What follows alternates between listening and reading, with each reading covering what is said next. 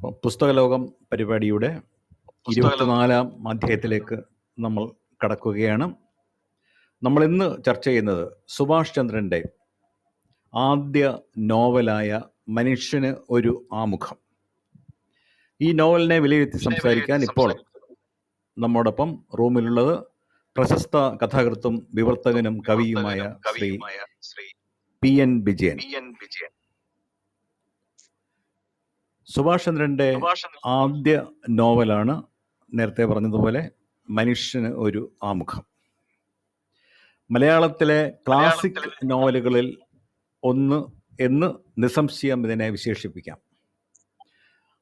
Novelist തന്നെ അതിൻ്റെ ആമുഖത്തിൽ പറഞ്ഞിട്ടുള്ളത് മലയാളിയുടെ സർഗ ചൈതന്യത്തിന് കഴിഞ്ഞ 100 വർഷങ്ങളിൽ വന്നുവിട്ട പരിണാമങ്ങൾ അനാവരണം ചെയ്യാനാണ് താൻ ശ്രമിച്ചിട്ടുള്ളത് എന്നാണ്. ഒരു നൂറ്റാണ്ടിൽ സംഭവിച്ച സാമൂഹിക മാറ്റങ്ങളുടെ വൈകാരിക ചരിത്രമാണ് മനുഷ്യന് ഒരു ആമുഖം. സുഭാഷ് ചന്ദ്രൻ മലയാളത്തിലെ പ്രശസ്തനായ കഥാകൃത്താണ് എന്ന് മലയാളിയോട് പറയേണ്ട ആവശ്യമില്ല. മാതൃഭൂമി ആഴ്ചവകുപ്പിൻ്റെ ഇപ്പോഴത്തെ പത്രാധിപരുടെ ചുമതല അദ്ദേഹം വഹിക്കുന്നു. മാതൃഭൂമിയുടെ തന്നെ 94-ലെ വിഷുപ്പതിപ്പിലെ സാഹിത്യ മത്സരത്തിൽ കഥയ്ക്ക് സമ്മാനം കിട്ടിക്കൊണ്ടാണ് അദ്ദേഹത്തിൻ്റെ സാഹിത്യ ജീവിതം മലയാളിയുടെ ശ്രദ്ധയിലേക്ക് വരുന്നത്. ഘടികാരങ്ങൾ നിലയ്ക്കുന്ന സമയം എന്നാണ് കഥയുടെ പേര്. അതുതന്നെ അതേ പേരിൽ തന്നെ കഥകൾ ചേർത്തിട്ട് മറ്റ് കഥകളും കൂടെ ചേർത്ത് കഥാസമാഹാരം ഇറക്കി. ആദ്യ കഥാസമാഹാരത്തിന് തന്നെ 2001-ൽ അദ്ദേഹത്തിന് കേരള സാഹിത്യ അക്കാദമി പുരസ്കാരം ലഭിച്ചു. 2011-ൽ നമ്മൾ ഇന്ന് ചർച്ച ചെയ്യുന്ന മനുഷ്യനൊരു ആമുഖം നോവലിനും കേരള സാഹിത്യ അക്കാദമി പുരസ്കാരം ലഭിച്ചു. പിന്നീട് കേന്ദ്ര സാഹിത്യ അക്കാദമി പുരസ്കാരം, ഓടക്കുഴൽ പുരസ്കാരം, വയലാർ പുരസ്കാരം, ബഷീർ പുരസ്കാരം, ഇങ്ങനെ മലയാളത്തിലെ സാഹിത്യത്തിന് നൽകുന്ന ഏതാണ്ട് എല്ലാ പുരസ്കാരങ്ങളും മനുഷ്യനൊരു ആമുഖം നോവൽ നേടിയിട്ടുണ്ട്. അദ്ദേഹത്തിൻ്റെ 3 ഓർമ്മക്കുറിപ്പുകളും പ്രസിദ്ധീകൃതമായിട്ടുണ്ട്. മധ്യ ഇങ്ങനെ ദാസ് ക്യാപിറ്റൽ കാണുന്ന നേരത്ത് ഇന്ന് 3 ഓർമ്മക്കുറിപ്പുകൾ, പറുദീസ നഷ്ടം, തൽപ്പം, ബ്ലഡി മേരി തുടങ്ങിയ കഥാസമാഹാരങ്ങൾ. അപ്പൊ അദ്ദേഹം ഒരു യാത്രയിലാണ്. ആമുഖമായി അദ്ദേഹത്തിന്റെ സന്ദേശം നമ്മളെ അയച്ചു തന്നിട്ടുണ്ട്. നമ്മളിന്ന് ഈ നോവലിനെ വിലയിരുത്തുന്നത് നമ്മുടെ ഇപ്പോൾ ഉള്ള ശ്രീ PN വിജയൻ സാറാണ്. അദ്ദേഹം മഞ്ചേരി കാരക്കാട് സ്വദേശിയാണ്. ദീർഘകാലം 38 വർഷം റെയിൽവേയുടെ വിവിധ സ്കൂളുകളിൽ അദ്ദേഹം അധ്യാപകനായിരുന്നു. കഥാകൃത്തും വിവർത്തകനും കവിയുമാണ്. 70കളിലും 80കളിലും ഒക്കെ മാതൃഭൂമി ആഴ്ചപ്പതിപ്പ് പോലെയുള്ള പ്രസിദ്ധീകരണങ്ങളിൽ അദ്ദേഹത്തിൻ്റെ കഥകൾ വന്നിട്ടുണ്ട്. കഥാമത്സരത്തിൽ അദ്ദേഹത്തിന് സമ്മാനങ്ങൾ ലഭിച്ചിട്ടുണ്ട്. ഭാരതഭൂഷ ശ്വാസകോശത്തിൽ ഒരു ശലഭം, മറ്റൊരിടത്ത് കാണാം, സിന്ദൂര പൊട്ടുതൊട്ട അതിഥി, അത് 1986-ൽ ജ്ഞാനപീഠം സമിതിയുടെ ഭാരതീയ കഹാനിയാം എന്ന സമാഹാരത്തിൽ മലയാളത്തെ പ്രതിനിധീകരിച്ച് ഈ കഥ പ്രസിദ്ധീകൃതമായിട്ടുണ്ട്. ഒരു രാഷ്ട്രീയ കഥയാണ്, ഏറെ ചർച്ച ചെയ്യപ്പെട്ട കഥയാണ് അത്. ഇങ്ങനെ ഒട്ടേറെ കഥാസമാഹാരങ്ങൾ പന്ത് ഉരുളുകയാണ്. അതൊരു നോവലാണ്. മഞ്ചേരിയുടെ ഫുട്ബോൾ പാരമ്പര്യത്തെ അടിസ്ഥാനപ്പെടുത്തിയിട്ടുള്ള നോവലാണ്. തർപ്പണം, അനാഥം, ഇനി മടങ്ങാം തുടങ്ങിയ നോവലുകളും നോവലറ്റുകളും അദ്ദേഹത്തിൻ്റെതായി പുറത്തു വന്നിട്ടുണ്ട്. ഒളപ്പമണ്ണയുടെ നങ്ങേമക്കുട്ടി അദ്ദേഹം ഇംഗ്ലീഷിലേക്ക് വിവർത്തനം ചെയ്തിട്ടുണ്ട്. 15ഓളം വിവർത്തനങ്ങൾ ഇംഗ്ലീഷിൽ നിന്ന് മലയാളത്തിലേക്ക് അദ്ദേഹം നടത്തിയിട്ടുണ്ട്. കവിയാണ്. കവിതായനം, ഭാരതീയം തുടങ്ങിയ കവിതാ സമാഹാരങ്ങളും അദ്ദേഹത്തിൻ്റെതായി പ്രസിദ്ധീകൃതമായിട്ടുണ്ട്. അപ്പോൾ പ്രിയപ്പെട്ട ശ്രീ PN വിജയൻ മാഷ് ഈ നോവലിനെ വിലയിരുത്തും. അദ്ദേഹത്തെ ഇതിലേക്ക് സ്നേഹപൂർവ്വം ക്ഷണിക്കുന്നു. സർ, നമ്മുടെ ശ്രീ സുഭാഷ് ചന്ദ്രനെ കേൾപ്പിക്കുന്നുണ്ടോ? അദ്ദേഹത്തിന്റെ മെസ്സേജ് ഉണ്ടോ? അദ്ദേഹത്തിന്റെ മെസ്സേജ് ഉണ്ട്. ഒരു കാര്യം നമുക്ക് ആമുഖമായി ശ്രീ സുഭാഷ് ചന്ദ്രന്റെ സന്ദേശം ആമുഖമാണ്. അത് കഴിഞ്ഞിട്ട് സാറിൻ്റെ അതിലേക്ക് പോവാം. നമുക്ക് ആദ്യം നോവലിനെ കുറിച്ച്, നോവൽ രചനയെക്കുറിച്ച് സുഭാഷ് ചന്ദ്രന്റെ ആമുഖമുണ്ട്. നമുക്ക് അത് കേട്ടിട്ട് ശ്രീ PN വിജയന്റെ അവലോകനത്തിലേക്ക് വരാം. നമസ്കാരം, ഞാൻ സുഭാഷ് ചന്ദ്രൻ. പുസ്തക ലോകത്തിന്റെ കേൾക്കുന്നുണ്ടോ സർ? ക്ലിയർ ആണോ? കേൾക്കുന്നുണ്ട്. കുറച്ചുകൂടെ കുറയ്ക്കാം. 24-ാം ലക്കത്തിൽ എന്റെ മനുഷ്യന് ഒരു ആമുഖം എന്ന പുസ്തകം ചർച്ച ചെയ്യുന്നത് പറഞ്ഞ് സന്തോഷിക്കുന്നു. ഏതാണ്ട് 16 വർഷങ്ങൾക്ക് മുമ്പാണ് പുസ്തക രൂപത്തിൽ പുറത്തിറങ്ങിയത്. അതിന്റെ രചനാകാലമാകട്ടെ അതിനും 10 വർഷം മുമ്പ് ആരംഭിച്ചതാണ്. അങ്ങനെ നോക്കുമ്പോ 26 വർഷം മുമ്പ് എന്നെ ആവേശിച്ചതും 10 വർഷം കൊണ്ട് എഴുതി തീർത്തുമായ പുസ്തകമാണ്, നോവലാണ് മനുഷ്യന് ആമുഖം. 2000-ൽ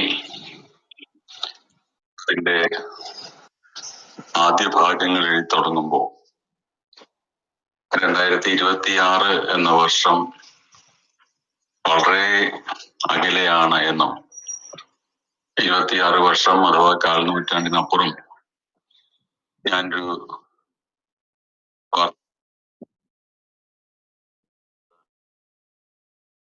ഒരാളായിരിക്കും എന്നുമുള്ള ഒരു തോന്നലിൽ നിന്നാണ് ജിതേന്ദ്രന്റെ മരണപ്രായം 54 ആക്കി അത് നിശ്ചയിച്ചത്. അതിന് മറ്റൊരു കാരണം കൂടി ഉണ്ടായിരുന്നു. 72-ൽ ജനിച്ച ജിതേന്ദ്രൻ 27 വർഷങ്ങൾക്ക് ശേഷം തന്റെ ജീവിതത്തിന്റെ വളരെ പ്രധാനപ്പെട്ട സങ്കീർണമായ ഒരു ഘട്ടത്തിൽ മുഖാമുഖം അവനെ നോക്കിക്കൊണ്ട് വ്യക്തിത്വ പ്രശ്നത്തിന്റെ അടക്കം ഒരുപാട് സമസ്യകൾ നിൽക്കുന്നത് കണ്ട് നടുങ്ങിക്കൊണ്ട് മറ്റൊരു വഴിക്ക് തിരിയുന്നതാണ് അതിന്റെ കേന്ദ്ര പ്രമേയങ്ങളിലൊന്ന് എന്ന് പറയാം. 27 വർഷം കഴിഞ്ഞ് 28-ാം വർഷം, അതായത് 2000-ൽ വീണ്ടും ഒരു 27 വർഷം കൂടി നീളാനിരിക്കുന്ന അവന്റെ ജീവിതത്തെ സങ്കല്പിച്ചത് കൊണ്ടാണ് അങ്ങനെ ഒരു സമയക്രമം അതിലുണ്ടായത്. ആ കണക്കനുസരിച്ച് ഈ വർഷം 2026 സെപ്റ്റംബറിൽ, ഇത് ഓഗസ്റ്റ്, അടുത്ത മാസം സെപ്റ്റംബറിലാണ് ജിതേന്ദ്രൻ മരിക്കുന്ന തീയതി നോവലിൽ വരുന്നത്.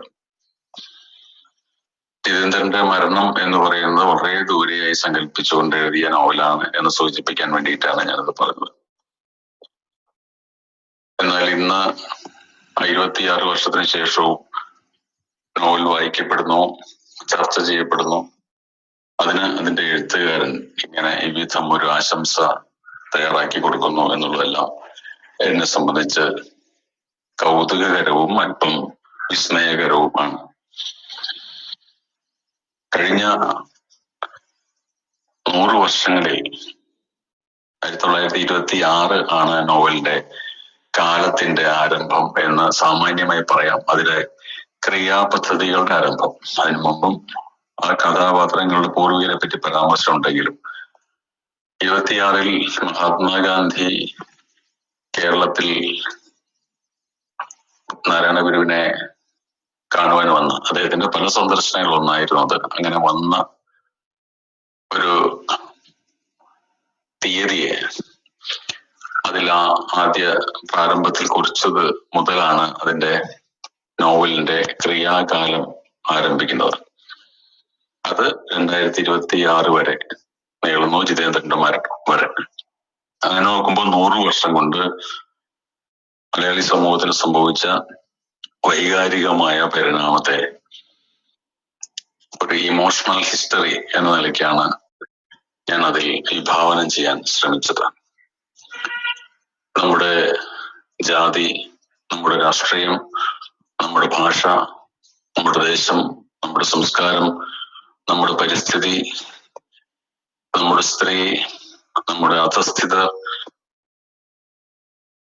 നമ്മുടെ ഭിന്ന ഭിന്നമായ താല്പര്യങ്ങൾ, നമ്മുടെ കുമാരനാശാന്റെ ഭാഷയിൽ പറഞ്ഞാൽ പരപുച്ഛം, അഭ്യസൂയ, ദുർവ്യതിയാനശക്തി, ഇതെല്ലാം എങ്ങനെയാണ് മഹത്വത്തിന്റെ പ്രകാശങ്ങളിൽ നിന്ന് ഒഴിഞ്ഞും കേരളത്തിൽ ബാധിതമായി തീർന്നത് എന്ന് എഴുതാനാണ് ഞാൻ ശ്രമിച്ചത്. ദൂരെയുള്ള പ്രകാശങ്ങൾക്ക് നേരെ മുഖം കൊടുക്കാതെ പൂച്ചാളി ആയിരിക്കുന്നതിൽ രഹസ്യമായി അഭിമാനിച്ചും അഹങ്കരിച്ചും എങ്ങനെയാണ് മലയാളി മരണത്തിന് കീഴടങ്ങി വെറുതെ ചത്തുപോകുന്നത് എന്ന് എഴുതി വയ്ക്കാനുള്ള ശ്രമമായിരുന്നു അത്. ആ തരത്തിൽ എന്റെ കൂടി ആത്മകഥയായിട്ടാണ് ഞാൻ സങ്കല്പിച്ചത്. എന്നാൽ വായനക്കാർ പലരും ധരിച്ചതുപോലെ എന്റെ കടുങ്ങല്ലൂര് അല്ല തച്ചനക്കര, എന്റെ കുടുംബമല്ല അയ്യാട്ടുംപള്ളി കുടുംബം. അതിൽ 100ഓളം കഥാപാത്രങ്ങൾക്കും കടുങ്ങല്ലൂര് എന്റെ ജന്മനാട്ടിലോ എന്റെ വീട്ടിലോ തത്സമങ്ങൾ ഇല്ല. ഇത് പറഞ്ഞ് ബോധ്യപ്പെടുത്താൻ കുറച്ച് ബുദ്ധിമുട്ടുള്ള കാര്യമാണ്. കാരണം ഇത്രയേറെ വൈകാരികത എഴുതി വെച്ച 100 കഥാപാത്രങ്ങളും ഭൂമിയിൽ ഉണ്ടായിരുന്നിട്ടേ ഇല്ല എന്ന് പറയുന്നതിലെ വൈരുദ്ധ്യം ഒരുപക്ഷെ അവിശ്വസനീയമായി തോന്നിയേക്കാം. എന്നാൽ ജിതേന്ദ്രൻ ഞാൻ അല്ലാത്തതുപോലെ അതിലെ 100ഓളം കഥാപാത്രങ്ങളും എന്റെ ഗ്രാമത്തിലെ കഥാപാത്രങ്ങളല്ല. എന്നാൽ കേരളത്തിലെ ഏത് ഗ്രാമത്തിലും കഴിഞ്ഞ 100 വർഷക്കാലം ജീവിച്ചിരിക്കാനിടയുള്ള കഥാപാത്രങ്ങളാണ് അവർ. കുറച്ചുകൂടി വിടർത്തി പറഞ്ഞാൽ ഭിന്ന ഭിന്ന ഭാഷകളിൽ, ഭിന്ന ഭിന്ന ദേശങ്ങളിൽ, ഭിന്ന ഭിന്ന സാഹചര്യങ്ങളിൽ ലോകത്തെവിടെയും ജീവിച്ചിരിക്കുന്ന, ഇനിയും ജനിച്ച് ജീവിക്കാനിരിക്കുന്ന മനുഷ്യരുടെ, പച്ച മനുഷ്യരുടെ പ്രതിനിധികളാണ് അവർ എന്നതാണ് അതേപ്പറ്റിയുള്ള എന്റെ വിശ്വാസം. ഇത് വായിക്കുന്ന നിങ്ങൾ ഓരോരുത്തരും നിങ്ങളുടെ കുടുംബത്തിന്റെ, നിങ്ങളുടെ ഗ്രാമത്തിന്റെ, നിങ്ങൾ വളർന്നു വന്ന സാഹചര്യങ്ങളുടെ സമപ്രതിനിധികളെ ഈ നോവലിൽ കണ്ടുമുട്ടാൻ സാധ്യതയുണ്ട് എന്ന് എനിക്കറിയാം. അപ്പോൾ അത് നിങ്ങളുടെ കൂടി നോവലായി തീരും എന്നതാണ് ആ നോവൽ മുന്നോട്ട് വയ്ക്കുന്ന മാന്ത്രികത എന്ന് ഞാൻ വിചാരിക്കുന്നു. ഏതായാലും പുസ്തക ലോകത്തിന്റെ ഈ ലക്കത്തിൽ മനുഷ്യാമുഖം വായിക്കാനെടുക്കുന്ന, ചർച്ച ചെയ്യാനെടുക്കുന്ന നിങ്ങളോട് ആ നോവലിനെ പറ്റി അങ്ങാടിയിൽ പച്ചമരുന്ന് വിൽക്കുന്ന വിൽപ്പനക്കാരനെ പോലെ നിന്ന് പറയേണ്ടുന്ന ഒരു ആവശ്യം എഴുത്തുകാരനില്ല എന്ന് വിചാരിക്കുന്നത് കൊണ്ട് ആ നോവൽ തനിയെ സംസാരിക്കുവാൻ സന്നദ്ധമായ ഒന്നാണ് എന്ന് അറിയാവുന്നത് കൊണ്ട് ഈ പുസ്തക ചർച്ചയ്ക്ക് പ്രത്യേകിച്ചും ഇതിന് മോഡറേറ്റർമാരായി നിൽക്കുന്ന എന്റെ ജ്യേഷ്ഠ സുഹൃത്ത് പ്രദീപ് കുമാറിനും ഹേമലതയ്ക്കും നമസ്കാരം പറഞ്ഞുകൊണ്ട് ഇതിൽ ചർച്ച ചെയ്യുന്ന ഓരോ വ്യക്തിക്കും എന്റെ സ്നേഹാദരങ്ങൾ അറിയിച്ചുകൊണ്ട് നിർത്തുന്നു. നിങ്ങളുടെ സ്വന്തം സുഭാഷ് ചന്ദ്രൻ. അതാണ് സുഭാഷ് ചന്ദ്രന്റെ ഈ നോവലിനെ കുറിച്ചുള്ള ആമുഖം. നമുക്കിനി പ്രിയപ്പെട്ട ശ്രീ PN വിജയൻ സാർ നോവലിനെ കുറിച്ച് നടത്തുന്ന അവലോകനത്തിലേക്ക് പോകാം. സാർ, ഞാൻ സംസാരിക്കാം അല്ലേ? സംസാരിക്കാം. അപ്പോൾ പുസ്തക ലോകത്തിലെ എല്ലാ സുഹൃത്തുക്കൾക്കും, ഇത് നിയന്ത്രിക്കുന്നവർക്കും, ഇതിന് കാത്തിരിക്കുന്നവർക്കും, എല്ലാ അംഗങ്ങൾക്കും എൻ്റെ നമസ്കാരം. അതിനു മുമ്പേ ഇന്ന് സ്വാതന്ത്ര്യ ദിനമാണല്ലോ. എല്ലാവർക്കും എൻ്റെ സ്വാതന്ത്ര്യദിന ആശംസകൾ. ഇന്ന് രാവിലെ തൊട്ടടുത്തുള്ള സ്കൂളിൽ കൊടി ഉയർത്താൻ എനിക്കൊരു ക്ഷണം കിട്ടി.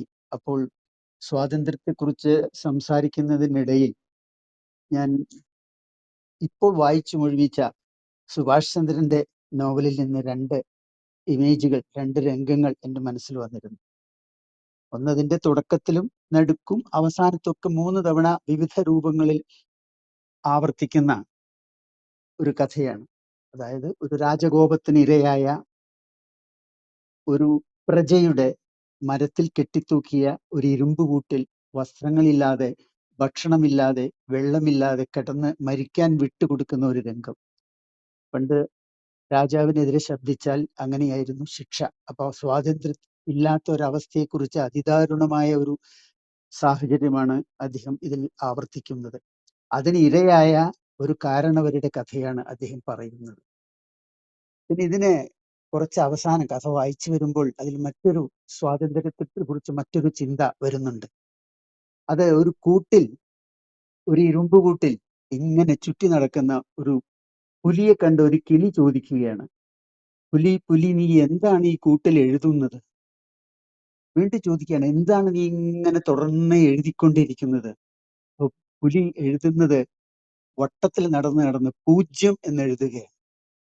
അപ്പോൾ സുഭാഷ് പറയുന്നത്, സ്വാതന്ത്ര്യമില്ലാത്ത അവസ്ഥയിൽ പുലിയായാലും സിംഹമായാലും കരടിയായാലും അത് 0ന് സമമാണ്, അവനൊന്നും ചെയ്യാൻ കഴിയുന്നില്ല. അപ്പൊ ഇങ്ങനെ 2 ചിത്രങ്ങളാണ് എനിക്ക് ഇന്ന് രാവിലെ ഒരു സന്ദേശമായി കൊടുക്കാൻ കഴിഞ്ഞത്. ഇനി നമുക്ക് ഈ പുസ്തകത്തിലേക്ക് വരാം. അപ്പൊ മനുഷ്യന് ഒരാമുഖം എന്നുള്ളത് വലിയൊരു തറവാടിനുള്ള പൂമുഖം ആയിട്ട് നമുക്ക് കാണാം. കാരണം ഒരു ആമുഖം വായിച്ചാൽ നമുക്ക് ആ പുസ്തകം എങ്ങനെയാണ്, ആ ഗ്രന്ഥത്തിന്റെ ഉള്ളടക്കത്തിലേക്ക് ഒരു ചെറിയ വഴി കിട്ടും, വഴി തുറന്നു കിട്ടും, വെളിച്ചവും കിട്ടും. അതേമാതിരി നമ്മുടെ ഒരു പൂമുഖം കണ്ടാൽ ആ തറവാടിന്റെ ഗാംഭീര്യം, അതിന്റെ ഗൗരവം, അതിന്റെ ഐശ്വര്യം എല്ലാം നമുക്ക് ഊഹിക്കാവുന്നു. അപ്പൊ ഇത് മനുഷ്യന്റെ ജീവിതത്തിന്, അതൊരു പ്രത്യേക പ്രദേശത്തെ മനുഷ്യനാണെങ്കിലും അത് പ്രതിനിധീകരിക്കുന്നത് ഒരു വലിയ ലോകമാണ്. അവിടേക്കൊക്കെ അതിന് പ്രവേശനമുണ്ട്. ഇതിലേക്ക് വരുന്നതിന് മുമ്പേ കേരളത്തിലെ ജനതയെല്ലാം, ഇത് അദ്ദേഹത്തിന്റെ 1ാമത്തെ പുസ്തകമാണ്. പക്ഷെ ഞാനിത് വായിച്ചത് ഈ പുസ്തകത്തിന്റെ 25ാമത്തെ എഡിഷൻ കഴിഞ്ഞ കുറച്ച് ദിവസങ്ങൾക്ക് മുമ്പേ വന്നതിന് ശേഷമാണ്. ഇത് കുറെ ആലോചിച്ച് നടന്നു, തേടി നടന്നു, കിട്ടിയില്ല. ഇപ്പോഴാണ് എൻ്റെ വായനശാലയിലില്ല, അടുത്ത വായനശാലയിൽ പോയി ഞാൻ തേടി പിടിച്ചതാണ്. ഇതിനു മുമ്പ് അദ്ദേഹത്തിന്റെ കഥകളും 2ാമത്തെ നോവലും ഞാൻ വായിച്ചിട്ടുണ്ട്, അതിനെക്കുറിച്ച് എഴുതിയിട്ടുമുണ്ട്. എന്നാലും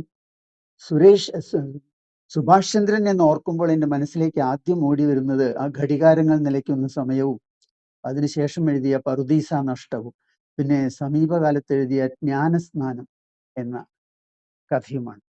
അപ്പോൾ അദ്ദേഹത്തിന്റെ ഓരോ കഥയും ചരിത്രത്തിനോട് ബന്ധപ്പെട്ടിരിക്കുക, നടന്ന സംഭവങ്ങളോട് അദ്ദേഹത്തിന്റെ അഭിപ്രായങ്ങൾ, പ്രതികരണങ്ങളായിട്ടാണ് വരുന്നത്.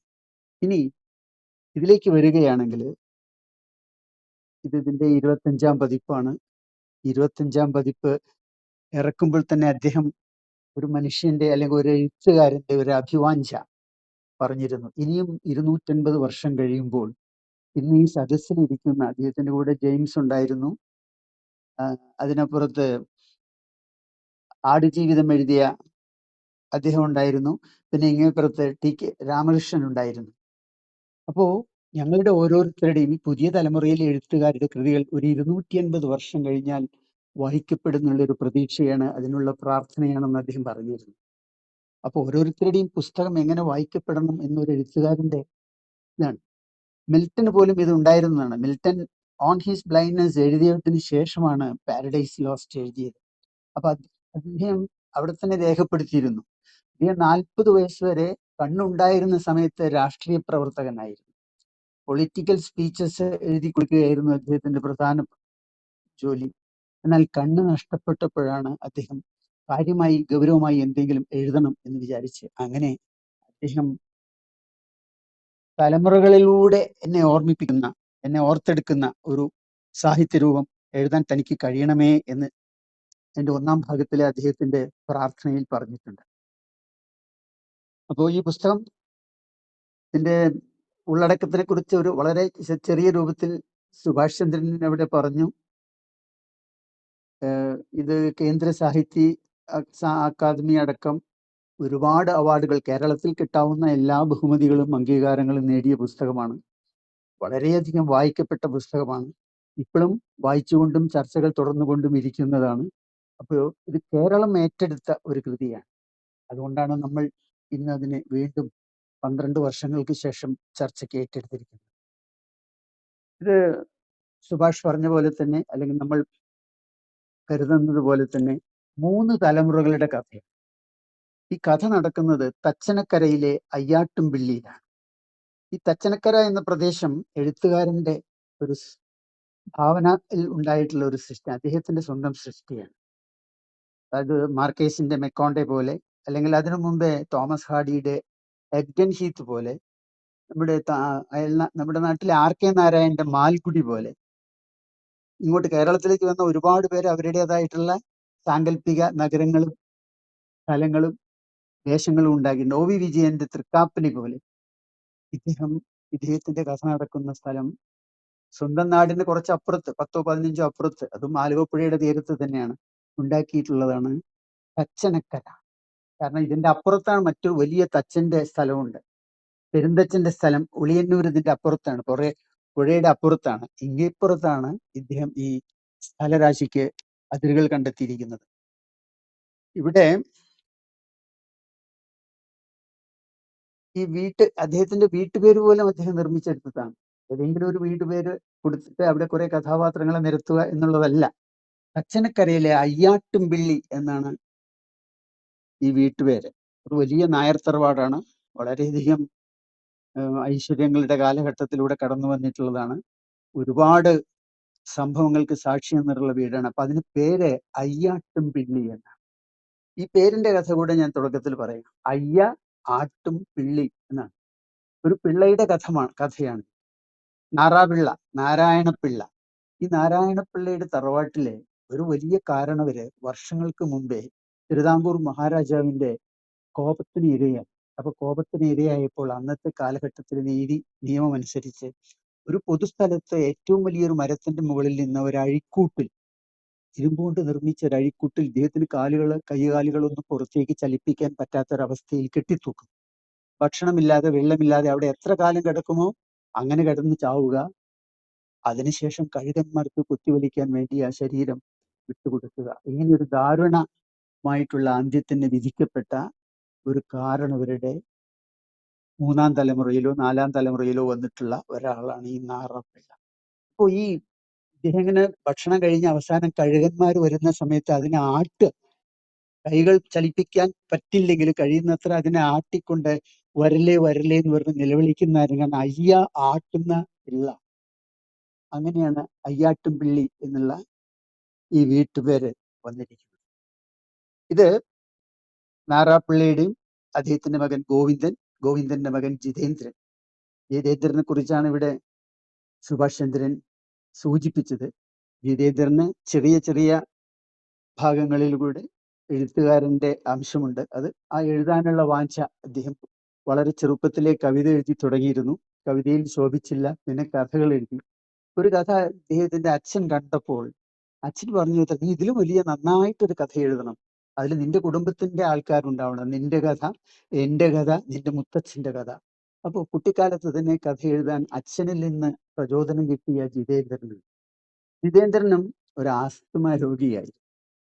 ഇവിടെ സുഭാഷ് ചന്ദ്രന്റെ ജീവിതത്തിലും അദ്ദേഹം പലപ്പോഴും സ്പർശിച്ചിട്ടുള്ള ഒരു കാര്യമാണ്. അദ്ദേഹത്തിന് അധികം സംസാരിക്കാൻ വയ്യ. മഴക്കാലത്ത്, തണുപ്പ് കാലത്തൊക്കെ വളരെയധികം പ്രശ്നങ്ങളുള്ള ഒരാളാണ്. അപ്പോൾ ഇദ്ദേഹം പറഞ്ഞ മാതിരി ആത്മാംശത്തിന്റെ ഒരു ചെറിയ ഘടകം ഈ കഥാപാത്രത്തിൽ ഉണ്ട് എന്നുള്ളതാണ്.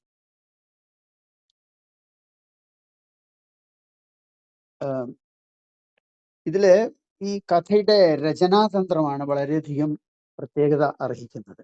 കാരണം നമുക്ക് വലിയ വലിയ ഇതിഹാസ രൂപത്തിലുള്ള കഥകൾ ഉണ്ടായിട്ടുണ്ട്.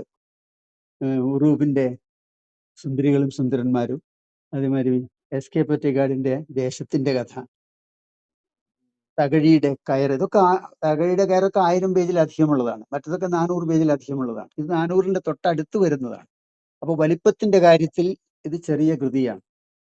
പക്ഷെ സംഭവങ്ങളുടെ കാര്യത്തിലും തകഴിയുടെ കയറൊക്കെ ആയിട്ട് കമ്പയർ ചെയ്യുകയാണെങ്കിൽ കുറഞ്ഞു വരും. പക്ഷേ ഇതിലെ രചനാതന്ത്രം മറ്റുള്ള കൃതികളെ, തൻ്റെ കാരണവന്മാരുടെ കൃതികളൊക്കെ അതിശയിച്ച് കിടക്കുന്ന ഒരു രൂപത്തിലാണ്. ഇത് ധർമാർത്ഥ കാമമോക്ഷം അധ്യായങ്ങളെ ക്രമീകരിച്ചിരിക്കുന്നത് അങ്ങനെയാണ്. ആദ്യത്തെ കുറെ അധ്യായങ്ങൾ ധർമ്മം, പിന്നെ വരുന്നത് അർത്ഥം, പിന്നെ കാമം, മോക്ഷം. ഈ ക്രമീകരണം ഇദ്ദേഹത്തിന്റെ പല കൃതികളിലും, അതായത് സമുദ്രശിലയിലും നമുക്ക് കാണാം. അത് ഓരോ അധ്യായം തുടങ്ങുന്നതിന് മുമ്പേ ഒരു കൊട്ടേഷൻ അല്ലെങ്കിൽ ഒരു കുറിപ്പ് ഉണ്ടാവും. ആ കുറിപ്പിൽ നിന്ന് നമുക്ക് ഈ കഥയിലേക്ക് വരാനുള്ളൊരു വഴി അദ്ദേഹം വെട്ടി തന്നിട്ടുണ്ട്. ഇവിടെ അത് ഓരോ അധ്യായത്തിന്റെ മുൻപിലും ഒരു കുറിപ്പുണ്ട്. ഈ കുറിപ്പാണ് പിന്നെ എഴുത്തുകളായിട്ട് രൂപാന്തരപ്പെടുന്നത്. ഈ എഴുത്തുകളിലൂടെയാണ് ഈ കഥ നിവർന്നു കിട്ടുന്നത്. ഈ എഴുത്തെല്ലാം അവസാനത്തില് നമുക്ക് മനസ്സിലാകുന്നതനുസരിച്ച് ജിതേന്ദ്രൻ അയാളുടെ കാമുകിക്ക് എഴുതിയിട്ടുള്ള കത്തുകളിലൂടെയാണ് കഥ നിവർന്നു കിട്ടുന്നത്. അപ്പോ ധർമാർത്ഥ കാമമോക്ഷങ്ങളിലൂടെ ഒരു വലിയ ഇതിവൃത്തം 3 തലമുറയുടെ കഥയാണ് അദ്ദേഹം പറയുന്നത്. ഇത് ഈ തച്ചനക്കരയിൽ മാത്രം നടന്നിരിക്കാൻ സാധ്യതയുള്ളതല്ല. എല്ലായിടത്തും, എല്ലാ ഭൂപ്രദേശങ്ങളിലും ഇതിന്റെ പ്രാതിനിധ്യം പല രൂപത്തിൽ, ഒരു രൂപത്തിൽ അല്ലെങ്കിൽ മറ്റൊരു രൂപത്തിൽ ഉണ്ടാവാൻ ഇടയുണ്ട്. ഇവിടെ എന്റെ ഫോൺ ഇങ്ങനെ ഇടയ്ക്കിടയ്ക്ക് മാറിക്കൊണ്ടിരിക്കുകയാണ്. കുഴപ്പമില്ല സാർ. കേൾക്കുന്നുണ്ടല്ലോ? മാറിയാലോ? ഇല്ല, പോട്ടെ. അപ്പൊ ഇതില് ജാതി, സുഭാഷ് തന്നെ പറഞ്ഞല്ലോ, ഒരു സൂചന തന്നു. ജാതി, അധികാരം, രാഷ്ട്രീയം, ഇതാണ് ഇതില് അദ്ദേഹം തന്റെ കഥാപാത്രങ്ങളിലൂടെ വിവിധ സന്ദർഭങ്ങളിലൂടെ വ്യക്തമാക്കാൻ ആഗ്രഹിക്കുന്നത്. ഒന്നാമത്തത് ജന്മിത്വത്തിന്റെ തകർച്ച.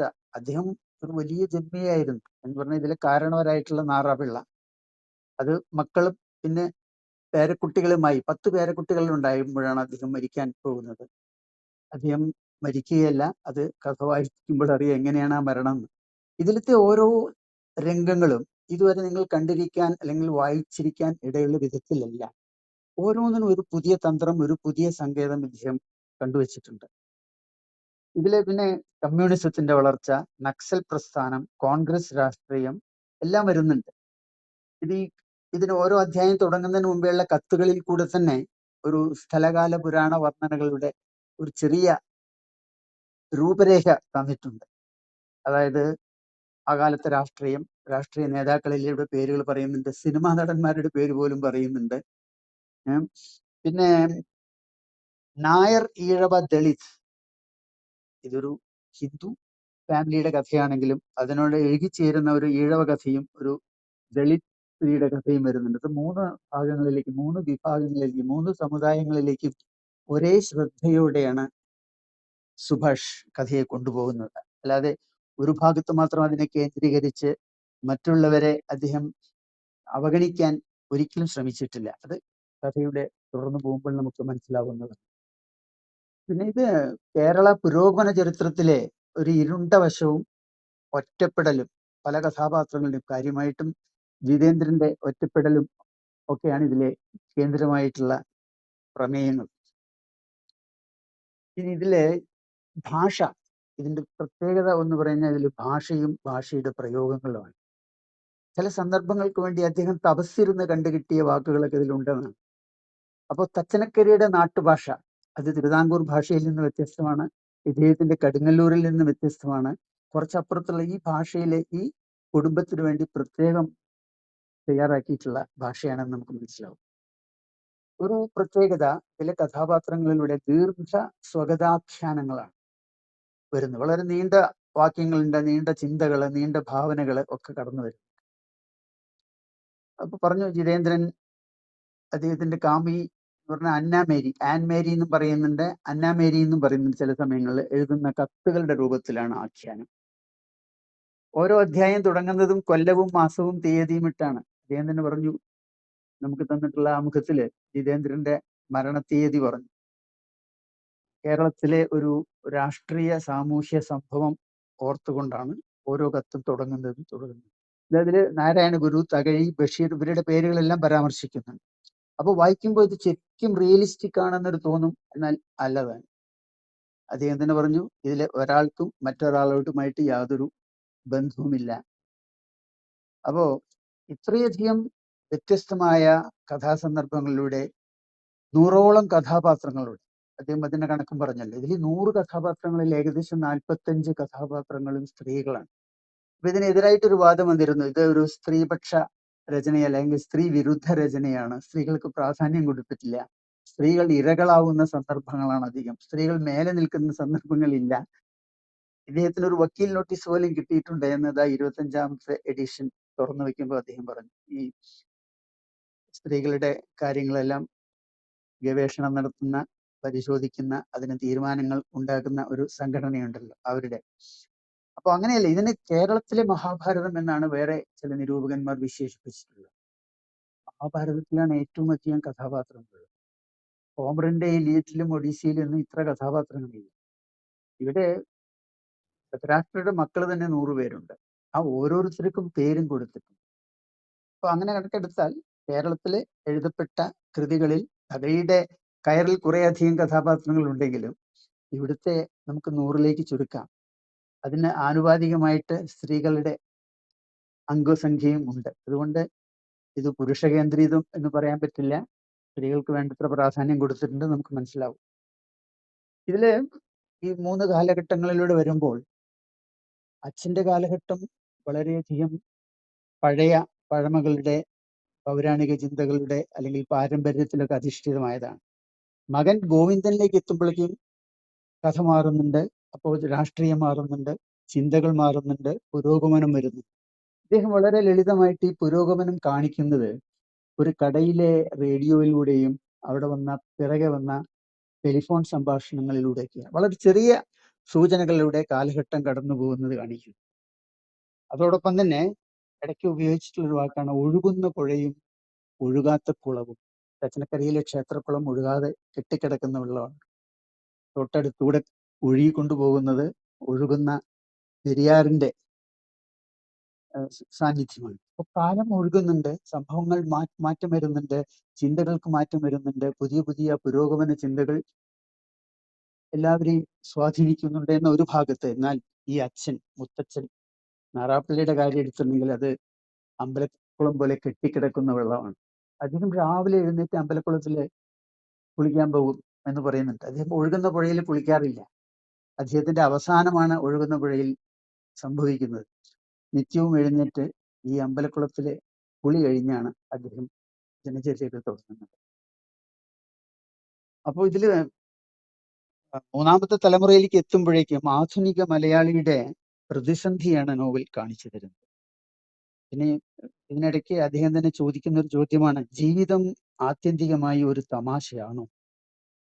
ഇത്രയധികം പ്രതീക്ഷകളും ഇത്രയധികം പ്രയത്നങ്ങളും എല്ലാം ചെയ്ത ശേഷം വളരെ വലിയ നേട്ടങ്ങളൊക്കെ ചിലര് നേടുന്നുണ്ടെങ്കിൽ നമ്മൾ എന്താണ് ആത്യന്തികമായിട്ട് ചെയ്യുന്നത്? ഷേക്സ്പിയർ പറഞ്ഞൊരു വാക്യമുണ്ടല്ലോ, life is a tale told by an idiot. ഇത് നമ്മുടെ എഴുത്തുകാരിൽ പലരും പല രൂപത്തിൽ, MP അടക്കം ഇത് ഉൾക്കൊണ്ട് ഇതിനെ അനുകരിക്കുകയില്ല, ഇതിന് സമാന്തരമായിട്ടുള്ള ചിന്തകൾ കൊണ്ടുവന്നിട്ടുണ്ട്. പിന്നെ ഇതിന് വന്ന ഒരു വിമർശനം, ഇത് കേരളത്തിന്റെ കഥയല്ല, ഈ തച്ചനക്കരയുടെ ഒരു പ്രദേശത്തിന്റെ ഒരു കുടുംബത്തിന്റെ കഥ മാത്രമാണ്. അവിടുത്തെ ഒരു കുടുംബം, എന്നാൽ അതുമായി ബന്ധപ്പെട്ട ഒരു 4-5 ഈഴവന്മാരുടെയും ദളിതരുടെയും കഥയും ഇതിൽ ഉൾപ്പെടുന്നുണ്ട്. അപ്പൊ ഇതിനൊരു വലിയ ക്യാൻവാസിലേക്ക്, ഒരു വലിയ ഇതിഹാസത്തിന്റെ പ്രവാഹത്തിലേക്ക്, കേരളത്തെ മുഴുവൻ ബാധിക്കുന്ന ചില പ്രശ്നങ്ങളിലേക്ക് ഇതിനെ കൊണ്ടുപോകാൻ പറ്റില്ല എന്ന് ചിലർ പറയുന്നുണ്ട്. ഇതൊരു പുരുഷ കുടുംബ കഥയാണ്. നമ്മള് രാമായണം എടുത്താലും അതൊരു ദശരഥന്റെ കുടുംബത്തിന്റെ കഥയാണ്. മഹാഭാരതം എടുത്തിട്ടുണ്ടെങ്കിലും അതൊരു കുടുംബത്തിന്റെ കഥയാണ്, കുടുംബത്തിലെ ഏട്ടാനിയന്മാരുടെ മക്കളുടെ കഥയാണ്. അത് ഒരു വാദമായിട്ട് നമുക്ക് സ്വീകരിക്കാൻ സാധിക്കില്ല. കാരണം ഈ നാറാപ്പിള്ള, അദ്ദേഹത്തിന്റെ മകൻ ഗോവിന്ദൻ വിവാഹം കഴിക്കുന്നത് ഒരു ഈഴവ സ്ത്രീയെയാണ്, സുലോചന. അയാളുടെ മകനാണ് ജിതേന്ദ്രൻ. ജിതേന്ദ്രൻ സ്നേഹിക്കുന്നതും വിവാഹം കഴിക്കാൻ ആഗ്രഹിക്കുന്നതും ഒരു ക്രിസ്ത്യൻ സ്ത്രീയാണ്, അന്നമേരി. അപ്പൊ ഇതിൽ കൂടെ തന്നെ 3 വിഭാഗങ്ങളിലേക്കും 3 സമുദായങ്ങളിലേക്കും അദ്ദേഹത്തിന്റെ ചിന്താധാര പോകുന്നു. അപ്പൊ പുരുഷ കേന്ദ്രീകൃതം എന്നുള്ള വാദമാണ് പിന്നെ വരുന്നത്. ഇത് പലരും പറഞ്ഞിട്ടുള്ളതാണ്, എഴുതിയിട്ടുള്ളതാണ്, അതിനെക്കുറിച്ചും ചർച്ചകൾ നടക്കും. പക്ഷെ അങ്ങനെ ഒരിക്കലും നമുക്ക് അതിനോട് യോജിച്ചു പോകാൻ പറ്റില്ല. ഇതിൽ സ്ത്രീകൾ കഥയിൽ ഉപയോഗിക്കപ്പെടുന്നു എന്നുള്ള വാദം ഒരിക്കലും ശരിയല്ല. കാരണം സ്വന്തമായ അവർക്ക് രാഷ്ട്രീയമായ നിലപാടോ ഒന്നും ഇല്ല എന്നാണ് അവർ പറയുന്നത്. അത് വേണ്ട. അവർക്ക് ഇതിലെ 3 പ്രധാന കഥാപാത്രങ്ങൾക്കും അവരുടേതായിട്ടുള്ള സ്വത്വമുണ്ട്, വ്യക്തിത്വമുണ്ട്, തൻ്റെ ഇടമുണ്ട്. കാരണം നാറാപ്പിള്ളയുടെ ഭാര്യയാണ് കുഞ്ഞമ്മ. വിവാഹം കഴിഞ്ഞ് വന്ന പുതിയ ദിനങ്ങളിൽ തന്നെ നിങ്ങൾ ആലോചിച്ചാൽ, ഒരു 100 വർഷം മുമ്പേ ഉള്ള ഒരു സ്ത്രീ സ്വന്തം ഭർത്താവിനോട് അയാൾക്ക് വായ്നാറ്റമുണ്ട് എന്ന് പറയൂ. അത് ഒതുക്കിയിട്ട് പറയാൻ പറ്റാതെ മാറി നിൽക്കുകയാണ് ചെയ്യുക. പക്ഷെ ഈ സ്ത്രീ അതിന് ധൈര്യം കാണിക്കുന്നുണ്ട്, നിങ്ങൾക്ക് വായ്നാറ്റമുണ്ടല്ലോ. പിന്നെ ഒരു അവസരത്തില് ഇദ്ദേഹത്തിന്റെ, നിങ്ങളുടെ പേരെന്താ? അപ്പൊ നാറാപിള്ള എന്നാണല്ലോ പറയുക, നാരായട്ടൻ എന്നൊക്കെ പറഞ്ഞു. അപ്പൊ ഇദ്ദേഹം നാരായണൻ എന്ന് പറഞ്ഞു. ഇത് നമ്മുടെ നാരായണ ഗുരുവിന്റെ പേരല്ലേ? അങ്ങോട്ട് അപ്പുറത്തേക്ക് ചൂണ്ടിക്കാണിച്ച് അവിടെ നാരായണ ഗുരുവിന്റെ ആശ്രമമുണ്ട്. അത് ഗുരുദേവന്റെ പേരല്ലേ നിങ്ങൾക്ക്, അതിലെന്താ ഇത്ര ആശ്ചര്യം? അതായത് ഒരു ഈഴവന്റെ പേരാണല്ലോ ഒരു നായർ തറവാട്ടിലെ കേമനായിട്ടുള്ള ഒരു വ്യക്തിക്ക് ഇട്ടിരിക്കുന്നത്. ഭാര്യ കളിയാക്കുകയാണ്, അറിയാം. അത് മാത്രമല്ല, ഇതിന്റെ കുറച്ചുകൂടി അങ്ങ് പോയിട്ടുണ്ടെങ്കിൽ അവസാനത്തെ സ്ത്രീയെ ഇയാൾ ചവിട്ടിക്കൊല്ലുകയാണ്. അതിനു മുമ്പേ എടാ കാല എന്ന് ഭർത്താവിനെ കാലൻ എന്ന് വിളിക്കുന്ന ഒരു അവസ്ഥയിലേക്ക് ഈ സ്ത്രീ എത്തിയിട്ടുണ്ട്. അങ്ങനെ ഒരു ഭാര്യ എന്ന് പറഞ്ഞാൽ എല്ലാം സഹിച്ച് എല്ലാം താങ്ങി ഒന്നും ചോദിക്കാതെ വായ മൂടിക്കെട്ടിയിരിക്കുന്ന ഒരു കഥാപാത്രത്തെ അല്ല സുഭാഷ് ചന്ദ്രൻ അവതരിപ്പിച്ചിട്ടുണ്ട്. ഇനി ഗോവിന്ദന്റെ ഭാര്യയാണെങ്കിൽ സുലോചന നല്ല തന്റെ അടുത്തോടെ സംസാരിക്കുന്ന കുട്ടിയാണ്. അവളും ഇടയ്ക്ക് വെച്ച് മരിച്ചു പോകുമ്പോൾ സുലോചനയുടെ പേരിലാണ് ഗോവിന്ദൻ ഒരു അധികം അധ്യാപകനായി കാലം തുറന്നു പോകുന്നതിനിടയിൽ ഒരു വായനശാല സ്ഥാപിക്കും, സുലോചന സ്മാരക വായനശാല. അപ്പൊ ആ സ്ത്രീക്ക് കൊടുത്തിട്ടുള്ള പ്രാധാന്യമാണ്. തന്റെ ഭാര്യയുടെ പേരിൽ ഒരു വായനശാലക്ക് പേര് നൽകണമെങ്കിൽ അവളുടെ കോൺട്രിബ്യൂഷൻ എത്രയുണ്ട് അദ്ദേഹത്തിന്റെ ജീവിതത്തിലും മക്കളുടെ ജീവിതത്തിലും നിങ്ങൾക്ക് മനസ്സിലാകാം. പിന്നെ ജിതേന്ദ്രന്റെ ഭാര്യയാണ് അന്ന. അത് അവസാന സമയത്ത് കത്ത് എഴുതുന്നൊക്കെ അവൾക്കാണെങ്കിലും ആദ്യ ഭാഗങ്ങളിലൊന്നും അന്ന പ്രവേശിക്കുന്നില്ല. അന്ന അവസാനത്തില് അന്നയെ കുറിച്ച് ജിതേന്ദ്രന് വലിയ ബഹുമാനമാണ്. സാധാരണ കൗമാരക്കാലത്ത് ഒരു കുമാരിയുടെ അല്ലെങ്കിൽ ഒരു കാമിയോട് തോന്നുന്ന ഒരു മാംസളമായിട്ടുള്ള വികാരമല്ല, അവളുടെ മനസ്സിന്റെ നന്മ അദ്ദേഹം കണ്ടെത്തി എന്നാണ് പറയുന്നത്. അപ്പോ മറ്റു പലരും നഗ്നമായ ശരീരം ഒരു പ്രലോഭനമായിട്ട് എടുക്കുന്നതിന് പകരം ഇദ്ദേഹം മാനുഷികമായിട്ടുള്ള നന്മയുടെ അംശങ്ങൾ കണ്ടതുകൊണ്ടാണ് അവളെ ചേർത്ത് പിടിക്കാൻ ശ്രമിച്ചത്. ഇതിൽ പിന്നെ വരുന്ന ഒരു ദളിത് സ്ത്രീ ഉണ്ട്, കോത എന്ന് പറയുന്നത്. ഒരു സ്ത്രീ ദളിത് എന്നാണ് പറയുന്നത്. ഈ കോത വളരെയധികം പ്രാധാന്യം കൊടുത്തിട്ടുണ്ട്. കോത അവരുടെ പണിക്കാരിയാണ്, വയലിൽ പണിയെടുക്കുന്നവളാണ്. അവൾക്ക് താമസിക്കാൻ സ്ഥലമില്ല, വേറെ ഇടമില്ലാത്ത ഒരു സന്ദർഭത്തിൽ നാറാപ്പിള്ള തന്റെ പടിപ്പുരയിലെ ഒരു ഭാഗത്ത് നീ കൂടിക്കോ, അവിടെ താമസിച്ചോ. അതിനുശേഷം അവളെ ശാരീരികമായിട്ട് ഉപയോഗിക്കാനും ഇദ്ദേഹം താല്പര്യം കാണിക്കുന്നുണ്ട്. അത് ഭാര്യ കണ്ടെത്തുന്നതും ഭാര്യ അതിനെ ചോദ്യം ചെയ്യുന്ന സന്ദർഭങ്ങളുണ്ട്. അപ്പോ സ്ത്രീ അവഗണിക്കപ്പെട്ട കഥാപാത്രങ്ങളായിട്ട് ചുരുങ്ങുന്നില്ല എന്നുള്ളതിന് കാണിക്കാൻ ഈ ഒരു വളരെ മനോഹരമായ ഒരു ഭാഗമുണ്ട് ഇതിൽ. ഈ കോത എന്ന് പറയുന്ന ഈ ദളിത് സ്ത്രീ ഈ മഴവെള്ളത്തിൽ ഒലിച്ചു വന്നിട്ടുള്ള ഒരു ആമയെ എടുത്ത് താലോലിച്ച് അതിനെ കിണറ്റിലേക്ക് ഇടും. കിണറ്റിൽ അതിന് ഭക്ഷണം കിട്ടാതെ വരുമ്പോൾ തനിക്ക് കിട്ടിയ ഭക്ഷണത്തിലെ ചോറിന്റെ വറ്റുകൾ കിണറ്റിലേക്ക് ഇട്ട് ഈ ആമയെ തീറ്റുന്ന ഒരു രംഗമുണ്ട്. അപ്പോൾ അവളിലെ ആ മനോഹരമായ കൗതുകം മാത്രമല്ല ജന്തുസ്നേഹം കൂടി ഇതിൽ കാണിക്കുന്നു. ഇതിൽ ഒരുപാട് ഇമേജറികൾ ഉണ്ട്. ഈ കത്തുകളിലൂടെയാണ് എന്നുള്ളത് അതിൻ്റെ ഒരു തന്ത്രമാണെങ്കിലും അതൊരു കത്തുകളിലൂടെ ഇതിനു മുമ്പേ നോവലുകളൊക്കെ ഉണ്ടായിട്ടുണ്ട്. ഡയറി കുറിപ്പുകളിലൂടെ കത്തുകളിലൂടെയൊക്കെ പാശ്ചാത്യ നോവലുകൾ തന്നെ ഉണ്ടായിട്ടുണ്ട്. പക്ഷെ ഇതിന്റെ ഫോർമാറ്റ് വേറെയാണ്. മുഴുവൻ കത്തിലല്ല, കത്തുകളിലൂടെ തുടർന്ന് പിന്നെ ആഖ്യാനത്തിലേക്ക് വഴിമാറുന്ന ഒരു സംഭവമാണ്. ഇതില് വരുന്ന വേറെ എന്നെ ആകർഷിച്ച 2-3 കാര്യങ്ങളിൽ ഒന്ന്, പൗരാണികമായ പരശുരാമ ക്ഷേത്രം പൗരോഹിത്യത്തെ പരിഹസിക്കുന്നതായിട്ട് അദ്ദേഹം തച്ചനക്കരയിലെ വളരെ പ്രധാനപ്പെട്ട ഒരു ക്ഷേത്രമായിട്ട് പരശുരാമന്റെ ഒരു ക്ഷേത്രം അവിടെ ഇരിക്കുന്നു. പരശുരാമൻ എന്ന് പറഞ്ഞ കേരളവുമായിട്ട് ബന്ധപ്പെട്ടുള്ളതാണ്. ഇദ്ദേഹം പറയുന്നത് അങ്ങനെയല്ല. കേരളത്തെ നമ്മൾ കേരളം മുഴുവൻ നിർമ്മിച്ച് നമ്പൂതിരിമാർക്ക് ദാനം ചെയ്തു എന്നാണല്ലോ. അതിനെ കളിയാക്കിക്കൊണ്ടാണ് ഇദ്ദേഹം എഴുതുന്നത്. കേരളത്തെ മഴുവെറിഞ്ഞു പിടിച്ച് അവിടെ സ്വയം ഒന്ന് പ്രതിഷ്ഠിച്ച് സ്വയം ആരാധ്യനായിട്ട് മാറിയ ഒരു കഥാപുരുഷനായിട്ടാണ്. ഇതിൽ ഏറ്റവും വലിയ ആവർത്തിക്കുന്ന ഇമേജ് ആ ഇരുമ്പുകൂട്ടിൽ തൂങ്ങിക്കിടക്കുന്ന മുതുമുത്തശ്ശന്റെ ഇതാണ്. കഴുകനെ ആട്ടാൻ കൈ ചലിപ്പിക്കുന്ന ദൃശ്യം അത് വായനക്കാരന് 3 സന്ദർഭങ്ങളിലായിട്ട് കൊത്തിവലിക്കുന്നു. പിന്നെ പറഞ്ഞ ഒഴുകുന്ന പുഴയും ഒഴുകാത്ത അമ്പലക്കുളവും. ഒഴുകുന്നത് കാലമാണ്, കെട്ടിക്കിടക്കുന്നത് ചിന്തകളാണ്, പാരമ്പര്യമാണ് എന്നുള്ള സൂചനകളൊക്കെ ഉണ്ട്. പിന്നെ ഇതിനിടയ്ക്ക് കൈരളി എന്നൊരു കപ്പലിനെ പറ്റി പരാമർശിക്കുന്നുണ്ട്. അത് ചില നിരൂപകന്മാരെല്ലാം പലതരത്തിൽ വ്യാഖ്യാനിച്ചിട്ടുണ്ട്. ഈ കപ്പൽ എന്തുകൊണ്ടാണ് ഇതിൽ ശ്രദ്ധേയമായിരിക്കുന്നത്? കൈരളി എന്ന് പറഞ്ഞ മലയാള ഭാഷയ്ക്കാണ് കൈരളി എന്നുള്ളത്. അപ്പൊ കൈരളി എന്ന് പേരിട്ടത് കൊണ്ട് ഇത് കേരളത്തിനെ പ്രതിനിധീകരിക്കുന്ന കപ്പലാണ്. ഇതില് ഗൾഫിലേക്ക് പോകാൻ മലയാളികൾ ഉദ്യമിക്കുന്ന കഥയുണ്ട്. ഇത് ഇവിടെ നമ്മൾ താമസിക്കുന്ന സ്ഥലത്ത് നമുക്ക് കാലുറയ്ക്കാത്ത ഘട്ടത്തിൽ മറ്റൊരിടത്തേക്ക് പോകണം, മറ്റു രാജ്യങ്ങൾ തേടി, മറ്റു ജോലികൾ തേടി, മറ്റു സുരക്ഷാ മാർഗങ്ങൾ തേടി പോകുന്നതിനുള്ള കപ്പലാണ്. പിന്നെ കപ്പൽ സ്വപ്നങ്ങളെല്ലാം നഷ്ടപ്പെട്ട് കപ്പൽ മറിയുന്നതോ കപ്പൽ മുങ്ങിത്താഴുന്നതോ അങ്ങനെ ഒരുപാട് തരത്തിൽ ഈ കപ്പലിനെ ചിത്രീകരിക്കാൻ പലരും ശ്രമിച്ചിട്ടുണ്ട്. പക്ഷെ ഇവിടെ ഇതിലൊരു ചരിത്ര സംഭവമായിട്ടാണ് സുഭാഷ് ഏറ്റെടുത്തിരിക്കുന്നത്.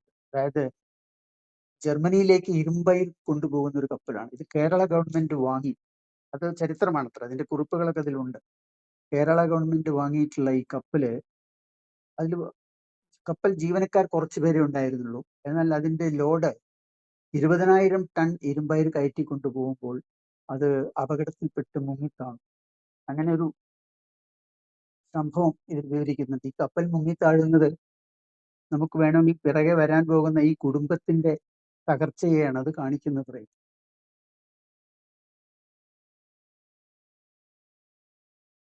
ഇത്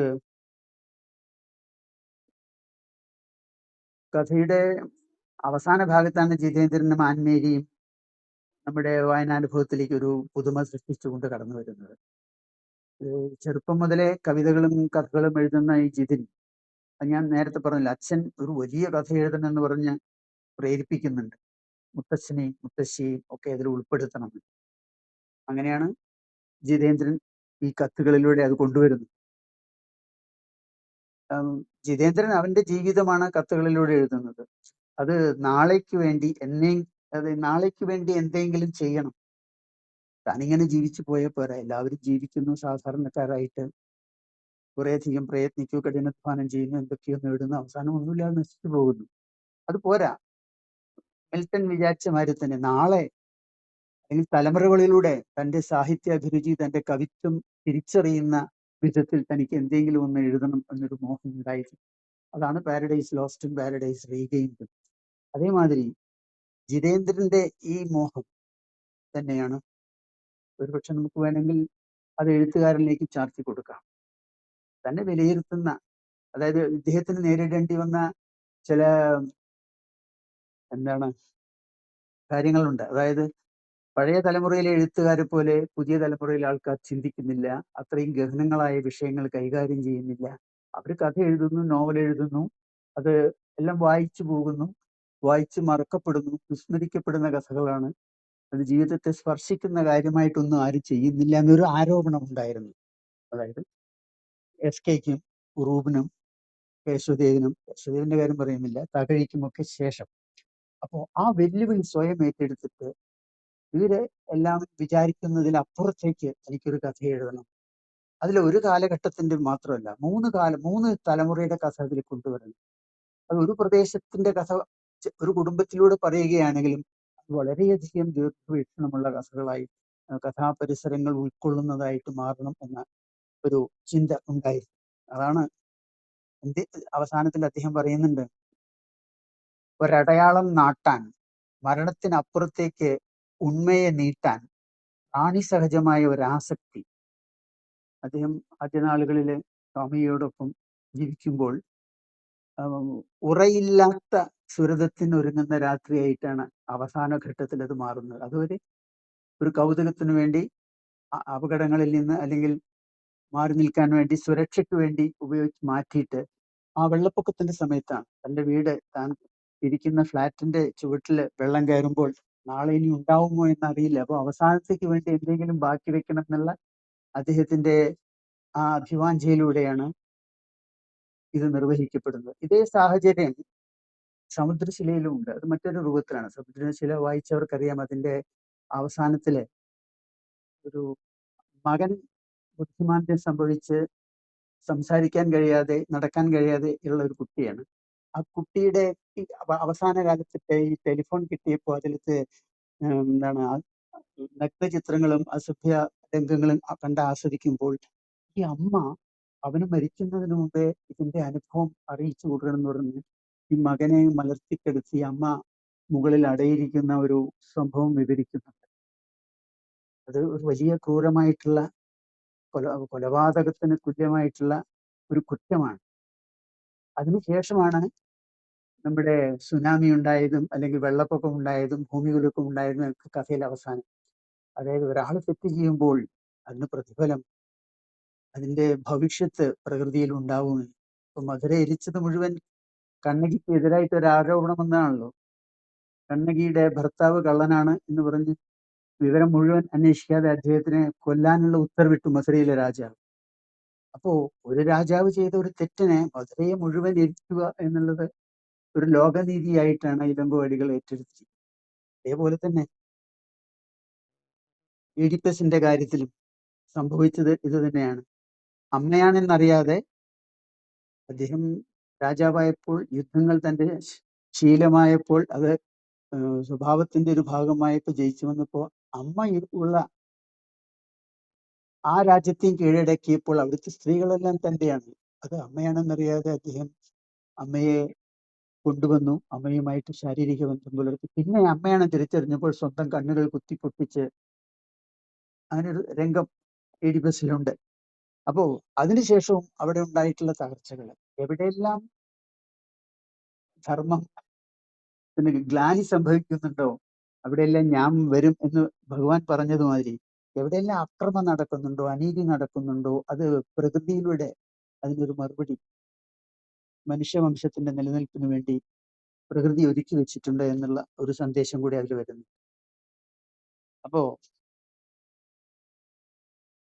ഇത് 3 തലമുറയുടെ കഥയാണ്. ഇതിൽ ചരിത്രമുണ്ട്, പിന്നെ സാമുദായികമായിട്ടുള്ള രാഷ്ട്രീയത്തിന്റെ വളർച്ചയുണ്ട്. ചില കഥാപാത്രങ്ങളൊക്കെ വളരെ രസകരമായിട്ടാണ് കൊണ്ടുവന്നിരിക്കുന്നത്. ഇതിലൊരു നാണു ഉണ്ട്. അദ്ദേഹത്തിന് എപ്പോഴും ഈ റൂമേഴ്സ് പറഞ്ഞു വരുത്തുക എന്നാണ്. അപ്പൊ അത് വളരെയധികം തിളങ്ങുന്ന ഒരു സന്ദർഭം. ഇതിലൊരു കുട്ടിക്ക്, ഒരു പെൺകുട്ടിക്ക്, പേരക്കുട്ടിക്കാണോ, അതെ, മുടന്തുണ്ട് കാലിന്. അപ്പോ അദ്ദേഹം കണ്ടുപിടിച്ചത് എന്താ, ഈ മുടന്ത് വരാൻ കാരണം എന്താണെന്നോ വീഡിയോ കോലായിരുന്ന് ചർച്ച പറയാണ്. ഇവിടെ കുറച്ചു കാലം മുമ്പേ ഒരു ജാഥയുണ്ടായിരുന്നു, കമ്മ്യൂണിസ്റ്റുകാരുടെ ജാഥ. അത് അവിടുന്ന് തിരുവനന്തപുരം അവർ നടന്നുപോയി. ഇയാൾ അങ്ങോട്ടും ഇങ്ങോട്ടും നടന്ന് കാല് തളർന്ന് വീട്ടിൽ വന്നതിന് ശേഷമാണ് ഈ കുട്ടി ഉണ്ടായത്. അപ്പോ അച്ഛന്റെ കാലിന്റെ തളർച്ചയാണ് മകളുടെ മുടന്തായിട്ട് മാറിയത്. ഓരോ കാര്യത്തിലും പല കാര്യങ്ങൾക്കും അദ്ദേഹം നീതീകരണം കണ്ടെത്തിയിട്ട് അതൊരു നാട്ടുകഥയായിട്ട്, അതൊരു പഴമയായിട്ട് പറഞ്ഞു നടക്കുന്നതാണ് പിന്നീട് പുരാണങ്ങളാവുന്നത് എന്നുള്ളൊരു കാര്യം കൂടി അതിൽ പറഞ്ഞു വയ്ക്കുന്നു. ഇതിനെ കഥകളിലേക്കോ കഥാപാത്രങ്ങളിലേക്കോ ഇതിൽ വായിച്ചതിന് ശേഷം എൻ്റെ മനസ്സിൽ തങ്ങി നിന്ന ഒരുപാട് വാക്യങ്ങളുണ്ട്. കാരണം അത് നമ്മൾ കയറിൽ അങ്ങനത്തെ വാക്യങ്ങൾ കാണില്ല. എസ്.കെ. പൊറ്റേക്കാടിന്റെ ഒരു ദേശത്തിന്റെ കഥയിലോ ഉറൂബിന്റെ സുന്ദരി, അതിലൊക്കെ വലിയ വലിയ സംഭവങ്ങൾ, ചരിത്ര സംഭവങ്ങൾ, പലതരത്തിലുള്ള വീക്ഷണങ്ങൾ, നിരീക്ഷണങ്ങളും എല്ലാം ഉണ്ട്. പക്ഷേ വാക്യഘടന ഇത്രയധികം ശ്രദ്ധാപൂർവം കൊത്തിയെടുത്ത വാക്കുകൾ, ശില്പപ്പെടുത്തിയ പ്രയോഗങ്ങൾ കാണില്ല. കുറച്ചുകൂടി വന്നാൽ നമുക്ക് എം.ടിയിലും മോവി വിജയനിലൊക്കെ അത് കാണാം, ബഷീറിലൊക്കെ അത് വേറെ രൂപത്തിൽ കാണാം.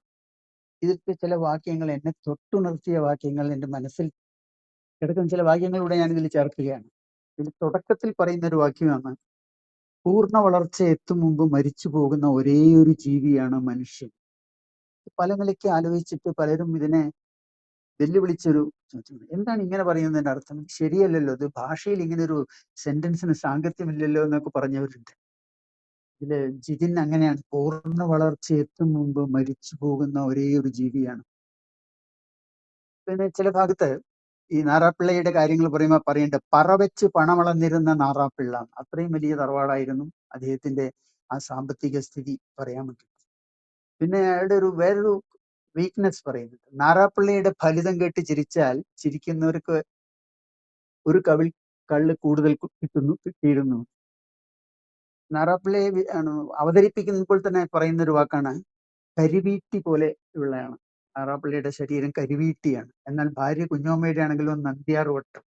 ഈ കരിവീട്ടി, നന്ദ്യാർവട്ടം എന്നുള്ള 2 പദങ്ങളെ കൊണ്ട് അവരുടെ രൂപം മാത്രമല്ല സ്വഭാവം എല്ലാം വളരെ വ്യക്തമാക്കുന്ന രീതിയിലാണ് നമുക്ക്. ഞാൻ പരശുരാമനെ പറ്റി പറഞ്ഞപ്പോൾ ഭൂമി മലയാളം എറിഞ്ഞുണ്ടാക്കി അളന്നു മുറിച്ച് സവർണർക്ക് സമ്മാനിച്ച പരശുരാമൻ എന്നൊരു വാക്യം. ഭൂമി മലയാളം എറിഞ്ഞുണ്ടാക്കിയതാണ്, മഴുവെറിഞ്ഞുണ്ടാക്കിയതാണ്. അത് അളന്നു മുറിച്ച് ഇതേ സംഭവം ഇതിൽ നടക്കുന്നുണ്ട്. ഇതിലെ കാരണം വരെ നാറാപ്പിള്ള അദ്ദേഹത്തിന്റെ കുട്ടികൾ വളർന്നപ്പോൾ, മക്കൾ വളർന്നപ്പോൾ, മക്കൾക്ക് മക്കളായപ്പോൾ അത് വലിയ തറവാടായിരുന്നു, ഏക്കർ കണക്കിൽ. അത് മുറിച്ച് അപ്പുറത്തും ഇപ്പുറത്തും മതിലും വേലിയും വന്ന് മാറ്റി കൊടുക്കുന്ന ഒരവസ്ഥയിലേക്ക് അത് ഒരു ചൂണ്ടുവിരൽ തരുന്നുണ്ട്. പിന്നെ ഈ ദേവസി എന്നൊരു കഥാപാത്രമുണ്ട്, ഒരു ക്രിസ്ത്യൻ കഥാപാത്രം ഉള്ളു.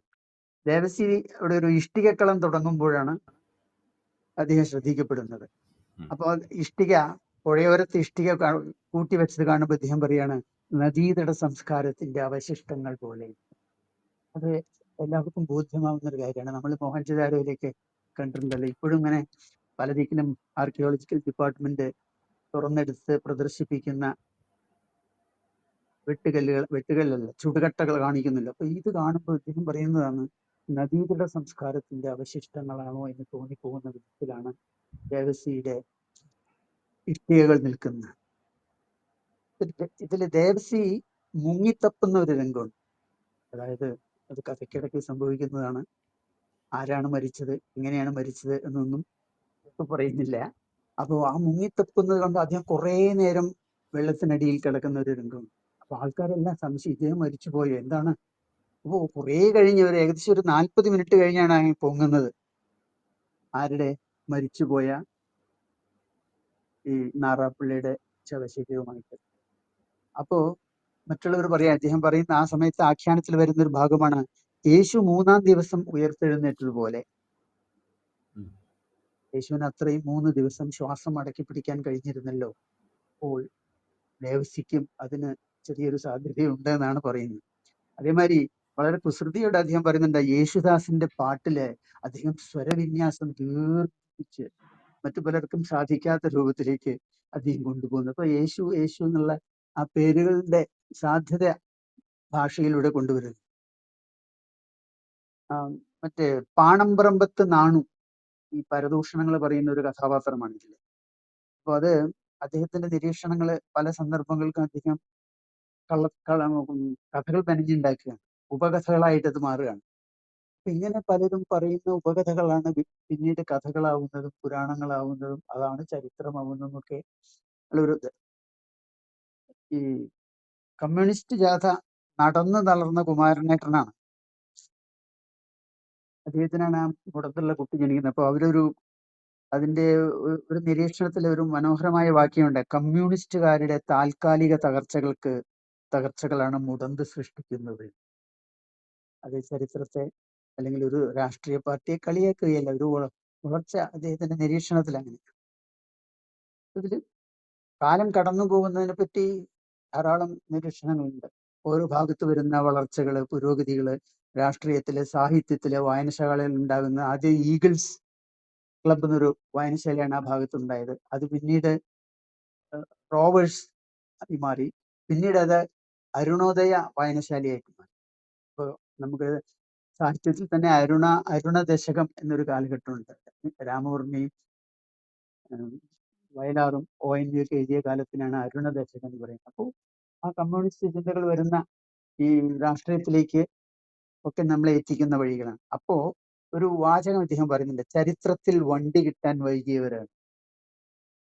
പ്ലാറ്റ്ഫോമിൽ വണ്ടി വൈകി വരുന്നതേ നമുക്കറിയുള്ളൂ, പക്ഷെ ഇത് ചരിത്രത്തിൽ വണ്ടി കിട്ടാൻ വൈകിയ കുറെ കഥാപാത്രങ്ങൾ ഇതിലുണ്ട്. ഇത് ഞാൻ വായിച്ചു വന്നപ്പോ ഇതില് ശലഭപ്പുഴു എന്നൊരു അധ്യായമുണ്ട്. അതിൽ അവസാനിക്കുമ്പോൾ ആ അധ്യായം അവസാനിക്കുന്ന അതൊരു സൗന്ദര്യ ലഹരിയായിട്ട് മാറും. പിന്നെ ഒരു ഭാഗത്ത് സുഭാഷ് ചന്ദ്രൻ പറയുന്നുണ്ട്, രണ്ടുപേര് സംസാരിക്കുമ്പോൾ ഒരു 5 മിനിറ്റ് കൊണ്ട് തന്റെ ജാതി ഏതാണെന്ന് മറ്റുള്ളവരെ അറിയിക്കുക എന്നുള്ളതൊരു ശീലമായിരുന്നു പണ്ട്. ഇപ്പോൾ ആ ജാതിയും മതവും തിരിച്ചറിയാത്ത രീതിയിലുള്ള പേരുകൾ വന്നിട്ടുണ്ട്. സിജി, വിജി, നിനി, ജിനി, അങ്ങനെ 2 അക്ഷരങ്ങളിലൂടെ നിന്ന് പേരുകൾ. അതൊരു സമൂഹത്തിന്റെ ഒരു വളർച്ചയിൽ പഴയ പേരുകളിൽ നിന്ന് പുതിയ പേരുകളിലേക്ക് നമ്മൾ വളർന്നു ഉണർന്നു എന്നുള്ളത് മാത്രമല്ല, സമൂഹത്തിലുണ്ടാകുന്ന ചിന്തകളുടെ പറഞ്ഞ ഈ ക്ലബ്ബ് ഈഗിൾസ് ക്ലബ്ബാണ്. അത് മാറിയത് രണ്ടാമത് അതിന് യങ് ചാലഞ്ചേഴ്സ് എന്നുള്ള പേരാണ് കിട്ടുന്നത്. പിന്നെയാണ് അരുണോദയ ആർട്സ് ക്ലബ്ബ്. അപ്പൊ അങ്ങനെയുള്ള ചെറിയ സംഘടനകളിൽ അതിലും ഉണ്ടാകുന്ന വളർച്ച, പേരുകളിലുള്ള വളർച്ച, കുട്ടികൾക്കിടുന്ന പേരുകൾ മാത്രമല്ല, നമ്മൾ നമ്മുടെ സമിതികൾക്കും സംഘടനകൾക്കും ഇടുന്ന പേരുകളിലും വളർച്ച ഉണ്ടാകുന്നുണ്ട്. ഇനി ഒരു ഭാഗത്ത് ഈ മുത്തച്ഛനെ നാറാപ്പിള്ള രാത്രി പുറത്തേക്ക് പോകുമ്പോൾ, അയാള് വെളുക്കിരിക്കാൻ പോകുമ്പോൾ കൊച്ചുമോനെ കൂടെ കൊണ്ടുപോകും ടോർച്ചുമായിട്ട്. അപ്പോ അതിലൊരു വാക്യമുണ്ട്, എന്താ അറിയോ? മുത്തച്ഛന്റെ ചരിത്രാതീത ദുർഗന്ധങ്ങളുടെ കഥ പറയാണ്. അദ്ദേഹം അവിടെ പോയി ഇരുന്ന് അത് സാധിക്കുമ്പോൾ മറ്റ് രണ്ടു പേരക്കുട്ടികൾ അത് സഹിച്ചുകൊണ്ട് പിറകിലിരിക്കുക. ഇത് പറയാ, മുത്തച്ഛന്റെ ചരിത്രാതീത ദുർഗന്ധങ്ങളുടെ. ഇദ്ദേഹം ചെയ്തിട്ടുള്ള ഒരുപാട് ക്രൂരകൃത്യങ്ങളുണ്ട്. സ്വന്തം ഭാര്യയെ ചവിട്ടിക്കൊന്നിട്ടുണ്ട്, പലരോടും അക്രമങ്ങൾ കാണിച്ചിട്ടുണ്ട്. അപ്പൊ അതെല്ലാം യോജിപ്പിക്കുന്നതാണ് മുത്തച്ഛന്റെ ചരിത്രാതീത ദുർഗന്ധങ്ങളുടെ. അതിന് പോയി വന്നിട്ടുണ്ടെങ്കിൽ ഇവർ കുട്ടികൾക്ക് എന്തെങ്കിലും ചെറിയ സമ്മാനം കൊടുക്കും.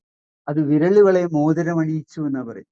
സ്വർണ്ണമോതിരം കൊടുത്തു എന്നല്ല, പക്ഷേ അതിന് അദ്ദേഹത്തിന്റെ സുരക്ഷയ്ക്ക് കൂടെ പോയതിന്, ടോർച്ച് കൊണ്ടുപോയതിന്, അല്ലെങ്കിൽ ചൂട്ടും കത്തിച്ചു പോയതിന് കുട്ടികൾക്ക് കിട്ടിയത്. പച്ചനക്കരയുടെ എല്ലാ വീടുകളിലെയും വിഴുപ്പലക്കുന്ന ഒരു അലക്കുകാരിയെ കുറിച്ച് ഇതിൽ പരാമർശമുണ്ട്. അപ്പൊ അദ്ദേഹം പറയുന്നത് എന്താ അറിയോ? തച്ചനക്കരയുടെ വിഴുപ്പുകൾ പഠിപ്പിച്ച ശീലം അവരുടെ കൈകൾക്ക് നല്ല ആയാസം കൊടുത്തിരിക്കുന്നു. ഒരു വീട്ടിലല്ല, രണ്ട് വീട്ടിലല്ല, വസ്ത്രങ്ങൾ അലക്കി അലക്കി അതൊരു ശീലമായിരിക്കുന്നു. അതാണ് തച്ചനക്കരയുടെ വിഴുപ്പുകളാണ് പറയുന്നത്. വേറെ വസ്ത്രങ്ങളൊന്നും, സാരിയൊന്നും, ഷർട്ടൊന്നും ഒന്നും പറയുന്നില്ല. അപ്പോ ഗ്രാമത്തിന്റെ വിഴുപ്പുകളാണ് അവൾ അലക്കുന്നത്. അത് അവളുടെ പേരെന്താണോ? താമര. അപ്പോൾ താമര എന്നുള്ള പേര് വളരെ സൂക്ഷിച്ചാണ് പ്രയോഗിച്ചിരിക്കുന്നത്.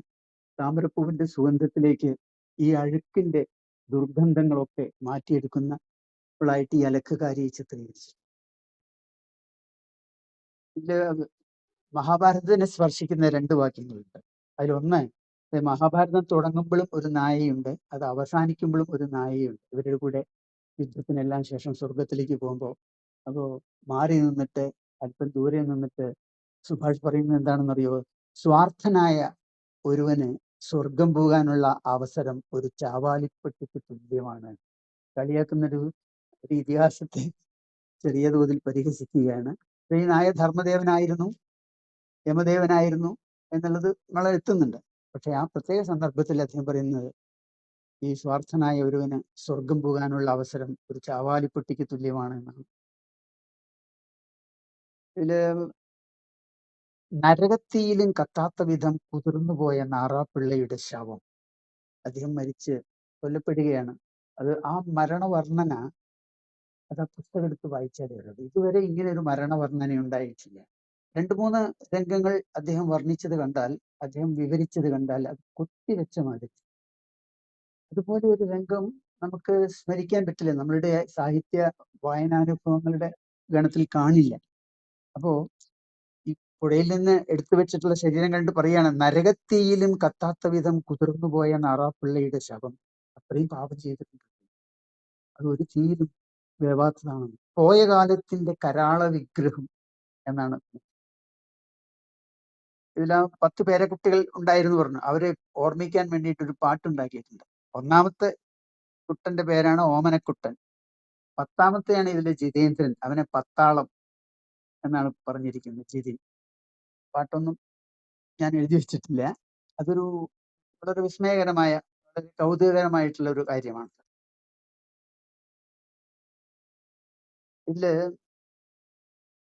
പാണ്ഡിത്യത്തിന്റെ ടോർച്ചടിക്കുക എന്ന് പറയുന്നുണ്ട് ഒരു വാക്യം. പാണ്ഡിത്യത്തിന്റെ ടോർച്ച്. അപ്പോൾ ഈ ടോർച്ച് എന്നുള്ളത് നമ്മുടെ പുതിയ കാലത്തിന്റെ ഒരു ഉപകരണമാണ്. പാണ്ഡിത്യം എന്നുള്ളത് നിലനിൽക്കുന്ന പോകുന്ന പാരമ്പര്യത്തിന്റെ, സംസ്കൃത പണ്ഡിതന്മാർ എന്നൊക്കെ പറയില്ലേ. അപ്പോൾ ഈ ടോർച്ചിനെ ഇവിടെ കൊണ്ടുവരാൻ, ഇതുമായിട്ട് ഇണക്കാൻ ആരും ഇതുവരെ ശ്രമിച്ചിട്ടില്ല. ഇതില് എഴുത്തുകളില് പാരീസിലെ ഈഫൽ ടവറിനെ കുറിച്ച് ഒരു പരാമർശം പറയുന്നു. ഈഫൽ ടവർ കണ്ടപ്പോൾ മഹാത്മാഗാന്ധി പറഞ്ഞതാണ് അത്രേ, ഇത് പാരീസിന്റെ കളിപ്പാട്ടമാണ്. അത് ടാഗോർ കണ്ടപ്പോൾ ടാഗോർ പറഞ്ഞതാണ് അത്രേ, ഇത് ഒരു കലയുമില്ല, ഇത് പല രൂപത്തില് ആർക്കും ചെയ്യാവുന്ന ഒരു കാര്യമാണ്. അതിന് അത്രയും ഇരുമ്പ് പ്രത്യേക രൂപത്തിൽ കൂട്ടിവെച്ച് നെട്ടും ബോൾട്ട് മുട്ട ഇങ്ങനെ ഉയർത്തി ഉയർത്തി കൊണ്ടുപോകും. അതിൽ കലയൊന്നുമില്ല. ഒരു ഫിസിക്കൽ അല്ലെങ്കിൽ എന്താ പറയാ, ഒരു മെറ്റീരിയൽ എക്സർസൈസ് മാത്രമാണ്. ഇത് എഴുതുന്നത് ആ കത്തിന് ശേഷമാണ്. ഇതിൽ ജിതേന്ദ്രൻ വലുതാവുമ്പോൾ ഒരു കളിപ്പാട്ടക്കടയുടെ സ്റ്റാഫ് ആവുന്നത്. അവിടെ ചെണ്ട കൊട്ടുന്ന കുരങ്ങന്മാരാണ് അയാൾക്ക് വിൽക്കേണ്ടത്. ഈ ചെണ്ട കൊട്ടുന്ന കുരങ്ങന്മാർ പലതരത്തിലുള്ള മത്തളം കൊട്ടുന്നത് നമ്മൾ കണ്ടു കാണും. ഇവിടെ ഈ ചെണ്ട കൊട്ടുന്ന കുരങ്ങന്മാരെ എങ്ങനെ കുറെ കൂടി വികസിപ്പിക്കാം, പുതിയ തരത്തിലേക്ക് കൊണ്ടുപോകാം എന്നുള്ളതിനെ പറ്റി അദ്ദേഹം ചിന്തിക്കുന്നു. അങ്ങനെ ഇരിക്കുന്ന സമയത്താണ് അദ്ദേഹം ആദ്യം ഈ തച്ചനക്കരയിലെ ഓട്ടുവീട്ടിലാണല്ലോ ജീവിച്ചത്. അവിടുന്ന് ഈ പുതിയ കമ്പനിയുടെ ചില്ല് വീടുകളിലേക്ക്, ക്യാബിനിലേക്ക് മാറിയപ്പോൾ അതിന്റെ മാറ്റത്തിനെ കാണിക്കുന്നതിന് ഇദ്ദേഹം ഒരു വളരെ മനോഹരമായ, നമുക്കെല്ലാം അറിയുന്ന, അതായത് പുഴയിൽ ഒഴുകുന്ന ഒരു മത്സ്യത്തിനെ എങ്ങനെയാണ് നമ്മുടെ സ്വീകരണ മുറിയിലെ അക്വേറിയം ചില്ല് ഗ്ലാസ്സിലേക്ക് കൊണ്ടിട്ടിരിക്കുന്നത്, അവിടെ സ്വാതന്ത്ര്യം നഷ്ടപ്പെടുന്ന ഒരു കഥയാണ്. അങ്ങനെ ഈ കുട്ടിയുടെ ഈ ഗ്രാമവും വീടും വയലും പറമ്പും എല്ലാം നൊസ്റ്റാൾജിയ, പഴയ ഓർമ്മകളായിട്ട് മാറുകയാണ് അയാള് ഈ പട്ടണത്തിലെ ഈ പുതിയ ജീവിതത്തിലേക്ക് പ്രവേശിക്കുമ്പോൾ. പക്ഷെ അവിടെ ഒന്നും ചെയ്യാൻ കഴിയുന്നില്ല. അവിടെയും അദ്ദേഹം പരാജയപ്പെടുകയാണ്. അതാണത് അഭിനവ മനുഷ്യന്റെ അല്ലെങ്കിൽ പുതിയ മനുഷ്യന്റെ പരാജയമാണെന്നാണ് സുഭാഷ് കാണിക്കുന്നത്. ഇത് ചുരുക്കി പറഞ്ഞ ഇതിഹാസത്തിന്റെ സ്വഭാവമുള്ള ഇതിവൃത്തമാണ്. ചരിത്രത്തോടൊപ്പം നടക്കുന്ന സംഭവങ്ങളാണ് പലതും. ഓരോന്നും പറഞ്ഞുറപ്പിക്കാൻ പാകത്തിൽ ഉപകഥകൾ ഉണ്ടാക്കിയിട്ടുണ്ട്. പറഞ്ഞു പരത്തുന്നതാണ് പ്രമാണങ്ങളാവുന്നത് എന്ന ഒരു സന്ദർഭങ്ങൾ അതിലൂടെ പറയുന്നുണ്ട്. അപ്പൊ ഇത് ഒരു പ്രദേശത്തെ 3 തലമുറയുടെ കഥകൾ ദുരന്തങ്ങളുടെ കുടുംബകഥയാവുമ്പോഴും അത് അപ്പുറത്തും ഇപ്പുറത്തുമുള്ള സമുദായങ്ങളെയും മുന്നേറ്റങ്ങളെയും പുതുമയോടെ കുറിച്ചു വെച്ചിട്ടുണ്ട്. വർഷങ്ങളോളം നീണ്ട അവസ്ഥയിലൂടെയാണ് ഈ സംഭവങ്ങൾ കാണിച്ചു തരുന്നത്. സംഭവങ്ങളാണ് ഓർമ്മകളാവുന്നതും, ഓർമ്മകളാണ് പിന്നീട് ഐതിഹ്യങ്ങളാവുന്നതും. അതിൽ നിന്ന് ആണ് ഈ സാഹിത്യം രൂപമെടുക്കുന്നത് എന്നും ഒരു ക്ലാസിക്കൽ മാതൃക അദ്ദേഹം കാണിച്ചു തരും. ഇനി ചില തനിമയുള്ള വാക്യങ്ങളിലൂടെ മൗലികതയോടെ സംവിധാനം ചെയ്ത ചില രംഗങ്ങളുണ്ട്. അത് ഒന്ന്, നാറാപ്പിള്ള ഭാര്യയെ ചവിട്ടിക്കൊല്ലുന്നതാണ്. അത് നമുക്കത് ഡിസ്ക്രൈബ് ചെയ്യാൻ വളരെ വിഷമമാണ്, പുസ്തകം എടുത്ത് വായിക്കാനാണ്. പിന്നെ നാറാപ്പിള്ള മരിക്കുന്നതും ആറ്റിൽ ശവമായി പൊന്തുന്നതും. ജിതേന്ദ്രൻ കുമാരനായിരിക്കുമ്പോൾ ഒരു ജനലിലൂടെ ഒരു സുന്ദരിയുടെ സ്വരതരംഗം കൂട്ടുകാരുമൊത്ത് കാണുന്ന ഒരു സംഭവം ഇതിലുണ്ട്. പക്ഷെ പിന്നീടാണ് അറിയുന്നത് അവിടെ നടന്നിരുന്നത് സുരതമല്ല, അവിടെ മരണവെപ്രാളമാണ് നടന്നിരുന്നത്. അതായത് ആ സ്ത്രീ അതിനകത്തുണ്ടായിരുന്ന ഇരുട്ടില് സ്മാൾ പോക്സ് പിടിച്ചു കിടക്കുകയായിരുന്നു. അതറിയാതെ ഈ കുട്ടികള് ആ ദുരന്തത്തിനെ മറ്റൊരു വിധത്തിൽ തെറ്റിദ്ധരിച്ച് അവർ താൽക്കാലിക ആനന്ദത്തിന്റെ ഉപാധിയാക്കി മാറ്റി.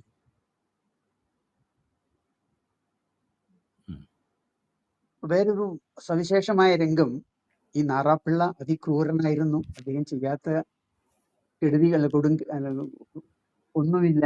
അതിനൊക്കെ 2ാം തലമുറയില് കാണിക്കുന്നുണ്ട്. അതായത് നാറാപ്പിള്ളയുടെ പേരക്കുട്ടി നാരായണൻ മുത്തച്ഛന്റെ പുനരവതാരമായിട്ട് അമ്മയുടെ ശവം കാണാൻ വന്ന അമ്മാവന്മാരോട് നേരിടുന്ന ഒരു രംഗമാണ്. അമ്മാമാരുമായിട്ട് പിണങ്ങി പിരിഞ്ഞു പോകുന്നതാണ്. അല്ലെങ്കിൽ അമ്മാമാർ ഇവിടെ വന്നിട്ടേ ഇല്ല, കണ്ടിട്ടില്ല, ഒന്നുമില്ല. മരണം അറിഞ്ഞപ്പോൾ അവർ കാണാൻ വരികയാണ്. അപ്പോഴാണ് അതുവരെ ശാന്തനായിരുന്ന ഈ നാരായണൻ, മുത്തച്ഛന്റെ അതേ പേര് തന്നെയാണ് ഇവൻ, നാരായണൻ അവിടുന്ന് ഒരു സിംഹക്കുട്ടിയെ പോലെ വരികയാണ്. അത് മുത്തച്ഛന്റെ പുനരവതാരം ആണെന്നാണ് വായനയിലൂടെ നമുക്ക് മനസ്സിലാക്കുന്നത്. പിന്നെ ആൻമേരിയെ പരിചയപ്പെടുത്തുന്ന ഒരു സെന്റൻസ്, ഒരു പെൺകുട്ടിക്ക് അസാധ്യമെന്ന് കരുതുന്ന നന്മ അവളുടെ നഗ്നമായ ശരീരത്തെക്കാൾ എത്രയോ ഉയരത്തിലാണ്.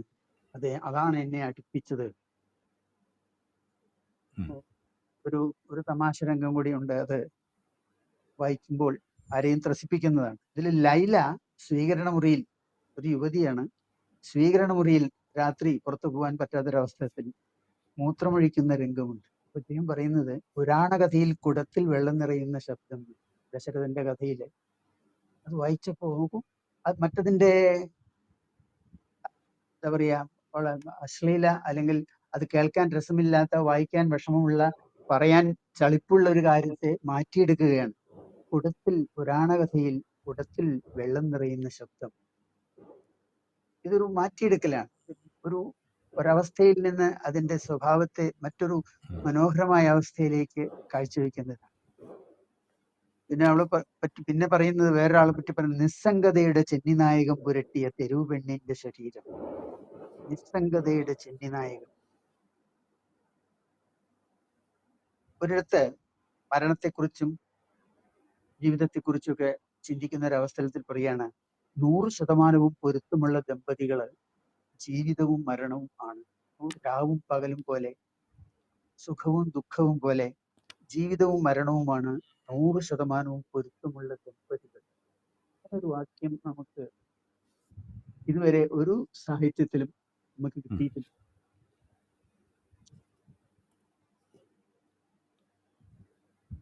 അങ്ങനെ ഒരുപാട് സംഭവങ്ങൾ കൊണ്ടും വിവരണങ്ങൾ കൊണ്ടും വൈചിത്ര്യവും വൈവിധ്യവുമാർന്ന കഥാപാത്രങ്ങളെ കൊണ്ടും സ്വന്തമായി കടഞ്ഞെടുത്ത മൗലികതയുള്ള വാക്കുകളെ കൊണ്ടും പ്രയോഗങ്ങളെ കൊണ്ടും ഇത് അതിഗംഭീരമായിരിക്കുന്നു എന്ന് പറയട്ടെ. ഒരു വാക്യം കൂടി, ഒരു വലിയ ഫ്ലാറ്റിന്റെ ഉയരം പാടുമ്പോ പറയണ, ആരടിച്ച സിക്സറേക്കാളും, ക്രിക്കറ്റിൽ സിക്സർ അടിക്കുമല്ലോ, ആരടിച്ച സിക്സറേക്കാളും ഉയരത്തിൽ മസ്തകം പൊന്തിച്ചു നിൽക്കുന്ന ഫ്ലാറ്റ്. അപ്പോഴും 7 നിലയോളം ഉയരത്തിൽ ഒരു അഴിക്കൂട്ടിൽ തൂക്കിയിട്ട തന്റെ മുത്തച്ഛന്റെ ആ ചിത്രം അദ്ദേഹം വീണ്ടും ഓർമ്മിക്കും. ഈ അവസാനം നേരത്തെ ഞാൻ സൂചിപ്പിച്ചല്ലോ, ഉറയില്ലാത്ത സുഹൃതം. അപ്പൊ ആ സന്ദർഭത്തിൽ ഇദ്ദേഹം പറയുന്നുണ്ട്, ഓരോ മനുഷ്യന്റെ ഉള്ളിലും, ഓരോ എഴുത്തുകാരന്റെ ഉള്ളിലും ഒരു ലാവ, ഒരു അഗ്നിപർവ്വതമാണ്. അപ്പോ എല്ലാം മണ്ണാണ്. ഉള്ളിലെ തീയും അതുണ്ടാക്കുന്ന വെളിച്ചത്തിനും നമുക്കാർക്കും അവകാശമില്ല. ഈ ലാവ പൊട്ടി, അഗ്നിപർവ്വതം പൊട്ടി ലാവ ഒഴുകിയിട്ട് സമീപ പ്രദേശങ്ങളെല്ലാം കുറച്ചു കാലം നശിക്കുമെങ്കിലും പിന്നീട് അത് ഫലഭൂയിഷ്ഠമായി മാറുമല്ലോ. അപ്പൊ അതും ഭൂമിയുടെ ഭാഗമാണ്, ഇതും ഭൂമിയുടെ ഭാഗമാണ്. അഗ്നിപർവ്വതത്തിന് യാതൊരു അവകാശമില്ല. ഒരു പക്ഷേ ഒരു എഴുത്തുകാരൻ എഴുതി കഴിഞ്ഞാൽ ഉള്ളിലെ തീയിനെ വെളിച്ചമാക്കിയിട്ട് പുറത്തേക്ക് കൊടുത്താൽ, ഒരു നല്ല കവിതയിലൂടെ, കഥയിലൂടെ, നോവലിലൂടെ അദ്ദേഹത്തിന് ഉള്ളിലെ അഗ്നിപർവ്വതത്തിന്റെ ലാവ പുറത്ത് വായനക്കാരന്റെ അനുഭവമായിട്ട് വെളിച്ചമായിട്ട് മാറുകയാണെങ്കിൽ പിന്നെ അതിലും എഴുത്തുകാരന് അവകാശപ്പെടാനില്ല. അതെന്റെ വായനക്കാർക്ക് വിട്ടുകൊടുത്താണ്. എഴുതി കഴിഞ്ഞ എല്ലാ കൃതിയും വായനക്കാരുടെയാണെന്ന് എൻ വി കൃഷ്ണവാര്യരാണ് ആദ്യം നമ്മളെ ബോധിപ്പിച്ചിട്ടുള്ളത്. പിന്നെ ഓതർ ഈസ് ഡെഡ് എന്നുള്ളതൊക്കെ പിറകെ വന്നതാണ്. ഇനി അവസാനത്തെ ഒരു സെന്റൻസിലെ ദുരന്തങ്ങളുടെ ഫുൾ സ്റ്റോപ്പ് ഇടുന്നൊരു വാക്യമുണ്ട്. മുഖാമുഖം വെച്ച കണ്ണാടികൾക്കിടയിൽ പെട്ടുപോയതുപോലെ തോന്നി. ആർക്ക്? ഇവൾക്ക്, അന്നമേരിക്ക്. ജിതിന്റെ മരണത്തിന് ശേഷം കുറെ കഴിഞ്ഞാണ് ഇവൾ ഈ കത്തുകളെല്ലാം കണ്ടെത്തുന്നത്. അപ്പോൾ അവസാന നിമിഷത്തിന് മുമ്പേ മുഖാമുഖം വെച്ച കണ്ണാടികൾക്കിടയിൽ പെട്ടുപോയതുപോലെ തോന്നി. വാതിലിന്റെ മീൻകണ്ണിലൂടെ പുറത്തേക്ക് നോക്കാൻ. ഇതിൽ നിന്നും അടച്ചിട്ട വാതിലിന് ഒരു സുഷിരമേ ഉള്ളൂ, വാതിലിന്റെ മീൻകണ്ണ്. അതിലൂടെ പുറത്തെ സ്വാതന്ത്ര്യത്തെക്കുറിച്ച് അവൾ ചിന്തിച്ചു പോയി. വീണ്ടും സ്വാതന്ത്ര്യത്തെക്കുറിച്ചാണ്. എല്ലാ അക്ഷരങ്ങളും സ്വാതന്ത്ര്യത്തിലേക്കാണ്, വെളിച്ചത്തിന്റെ സ്വാതന്ത്ര്യത്തിലേക്കാണ്, അറിവിന്റെ വെളിച്ചത്തിലേക്കാണ് നമ്മളെ നയിക്കുന്നത്.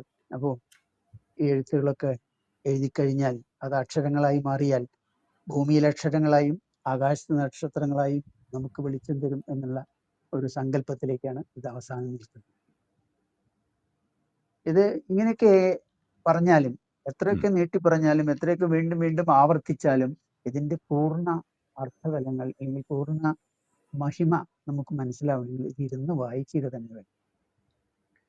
ഓരോ ഭാഗമായിട്ട്, ഓരോ കാലഘട്ടത്തിലൂടെ, ഓരോ കഥാപാത്രത്തിലൂടെ, ഓരോ സന്ദർഭത്തിലൂടെ നമ്മൾ അവസാനം എത്തുമ്പോൾ വലിയ മഹാഭാരതം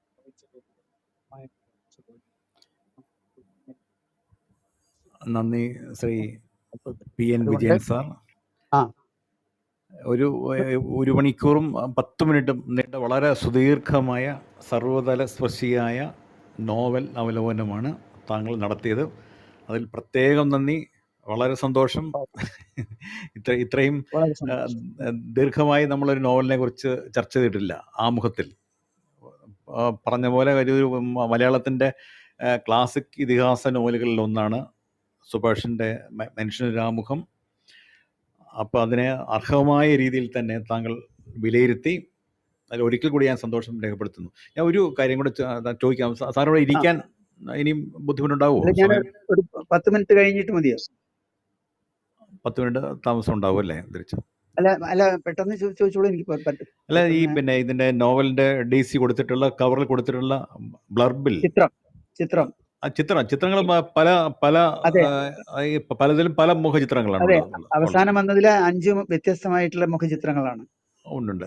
ഈ പിന്നെ ഈ ഭാരതീയ ആഖ്യാന പാരമ്പര്യത്തിന്റെ ക്ലാസിക് സ്വരൂപത്തെ സുഭാഷ് ചന്ദ്രൻ തന്റെ നോവലിലൂടെ പുനഃപ്രതിഷ്ഠിക്കുന്നു എന്ന് പറയുന്നുണ്ട്. അപ്പൊ ഈ ക്ലാസിക് സ്വരൂപം എന്താണ്?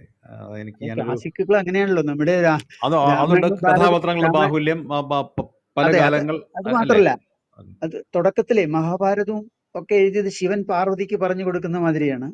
അത് നമ്മുടെ തുഞ്ചത്ത് സ്റ്റേഷനിൽ വന്നപ്പോൾ കിളി പാടുന്നത് മാതിരിയായി. അപ്പൊ ഓരോരുത്തരും പ്രതിഭയനുസരിച്ച് ഓരോ പുതിയ രൂപം കണ്ടെത്തിയിരിക്കുന്നു. ഇദ്ദേഹം ഇത് എഴുത്തുകളിലൂടെയാണ് മരിച്ചു. അതായത് കഥ തുടങ്ങിയിട്ട് എത്രയോ വർഷങ്ങൾക്ക് ശേഷം വരുന്ന ഒരു കഥാപാത്രം പിന്നീട് കണ്ടെത്തുന്ന കത്തുകൾ, അത് മുഴുവനില്ല, പലത് കൂട്ടിവെച്ചിട്ട് ഇങ്ങനെ ആയിരിക്കുമെന്ന് അവൾ മനസ്സിലാക്കുന്നു. അങ്ങനെ ഒരു കത്തുകളുടെ രൂപത്തിൽ നിന്ന് കഥകളിലേക്കും അതിലൂടെയുള്ള സംഭവങ്ങളിലേക്കുമാണ് നമ്മളെ ക്ഷണിക്കുന്നത്. അതൊരു വലിയ ആഖ്യാന തന്ത്രമായിട്ട് തന്നെ നമുക്ക് കാണണം. കാരണം കത്തുകളിലൂടെ ഇതിനു മുമ്പേ ഉണ്ടായിട്ടുണ്ട്. ഡ്രാക്കുളയൊക്കെ എഴുതിയത് ഡയറി കുറിപ്പുകളിലൂടെയാണ്. കത്തുകളിലൂടെ അപ്പോ അവർക്കൊന്നും ചെയ്യാൻ പറ്റാത്ത രീതിയിൽ, അല്ലെങ്കിൽ അവരിൽ നിന്നെല്ലാം വ്യത്യസ്തമായ രീതിയിൽ, അതാണ് അതിന്റെ മൗലികത. അദ്ദേഹം ചെയ്യുന്ന ഓരോന്നും അങ്ങനെയാണ്. ഒരു കഥ എടുത്തു നോക്കിയാലും ഏറ്റവും അവസാനം എഴുതിയിട്ടുള്ള ജ്ഞാനസ്നാനം വായിച്ചിട്ടുണ്ടെങ്കിൽ അത് ചിലർ പറയും ഒരു എസ്സെയാണ്, ഒരു പ്രബന്ധമാണ്. എന്നാൽ പ്രബന്ധമല്ല, അത് ഇന്ത്യയുടെ ചരിത്രമാണ്. ഉപ്പ് കുറുക്കുന്ന മഹാത്മാഗാന്ധിയുടെ യാത്രയാണ്.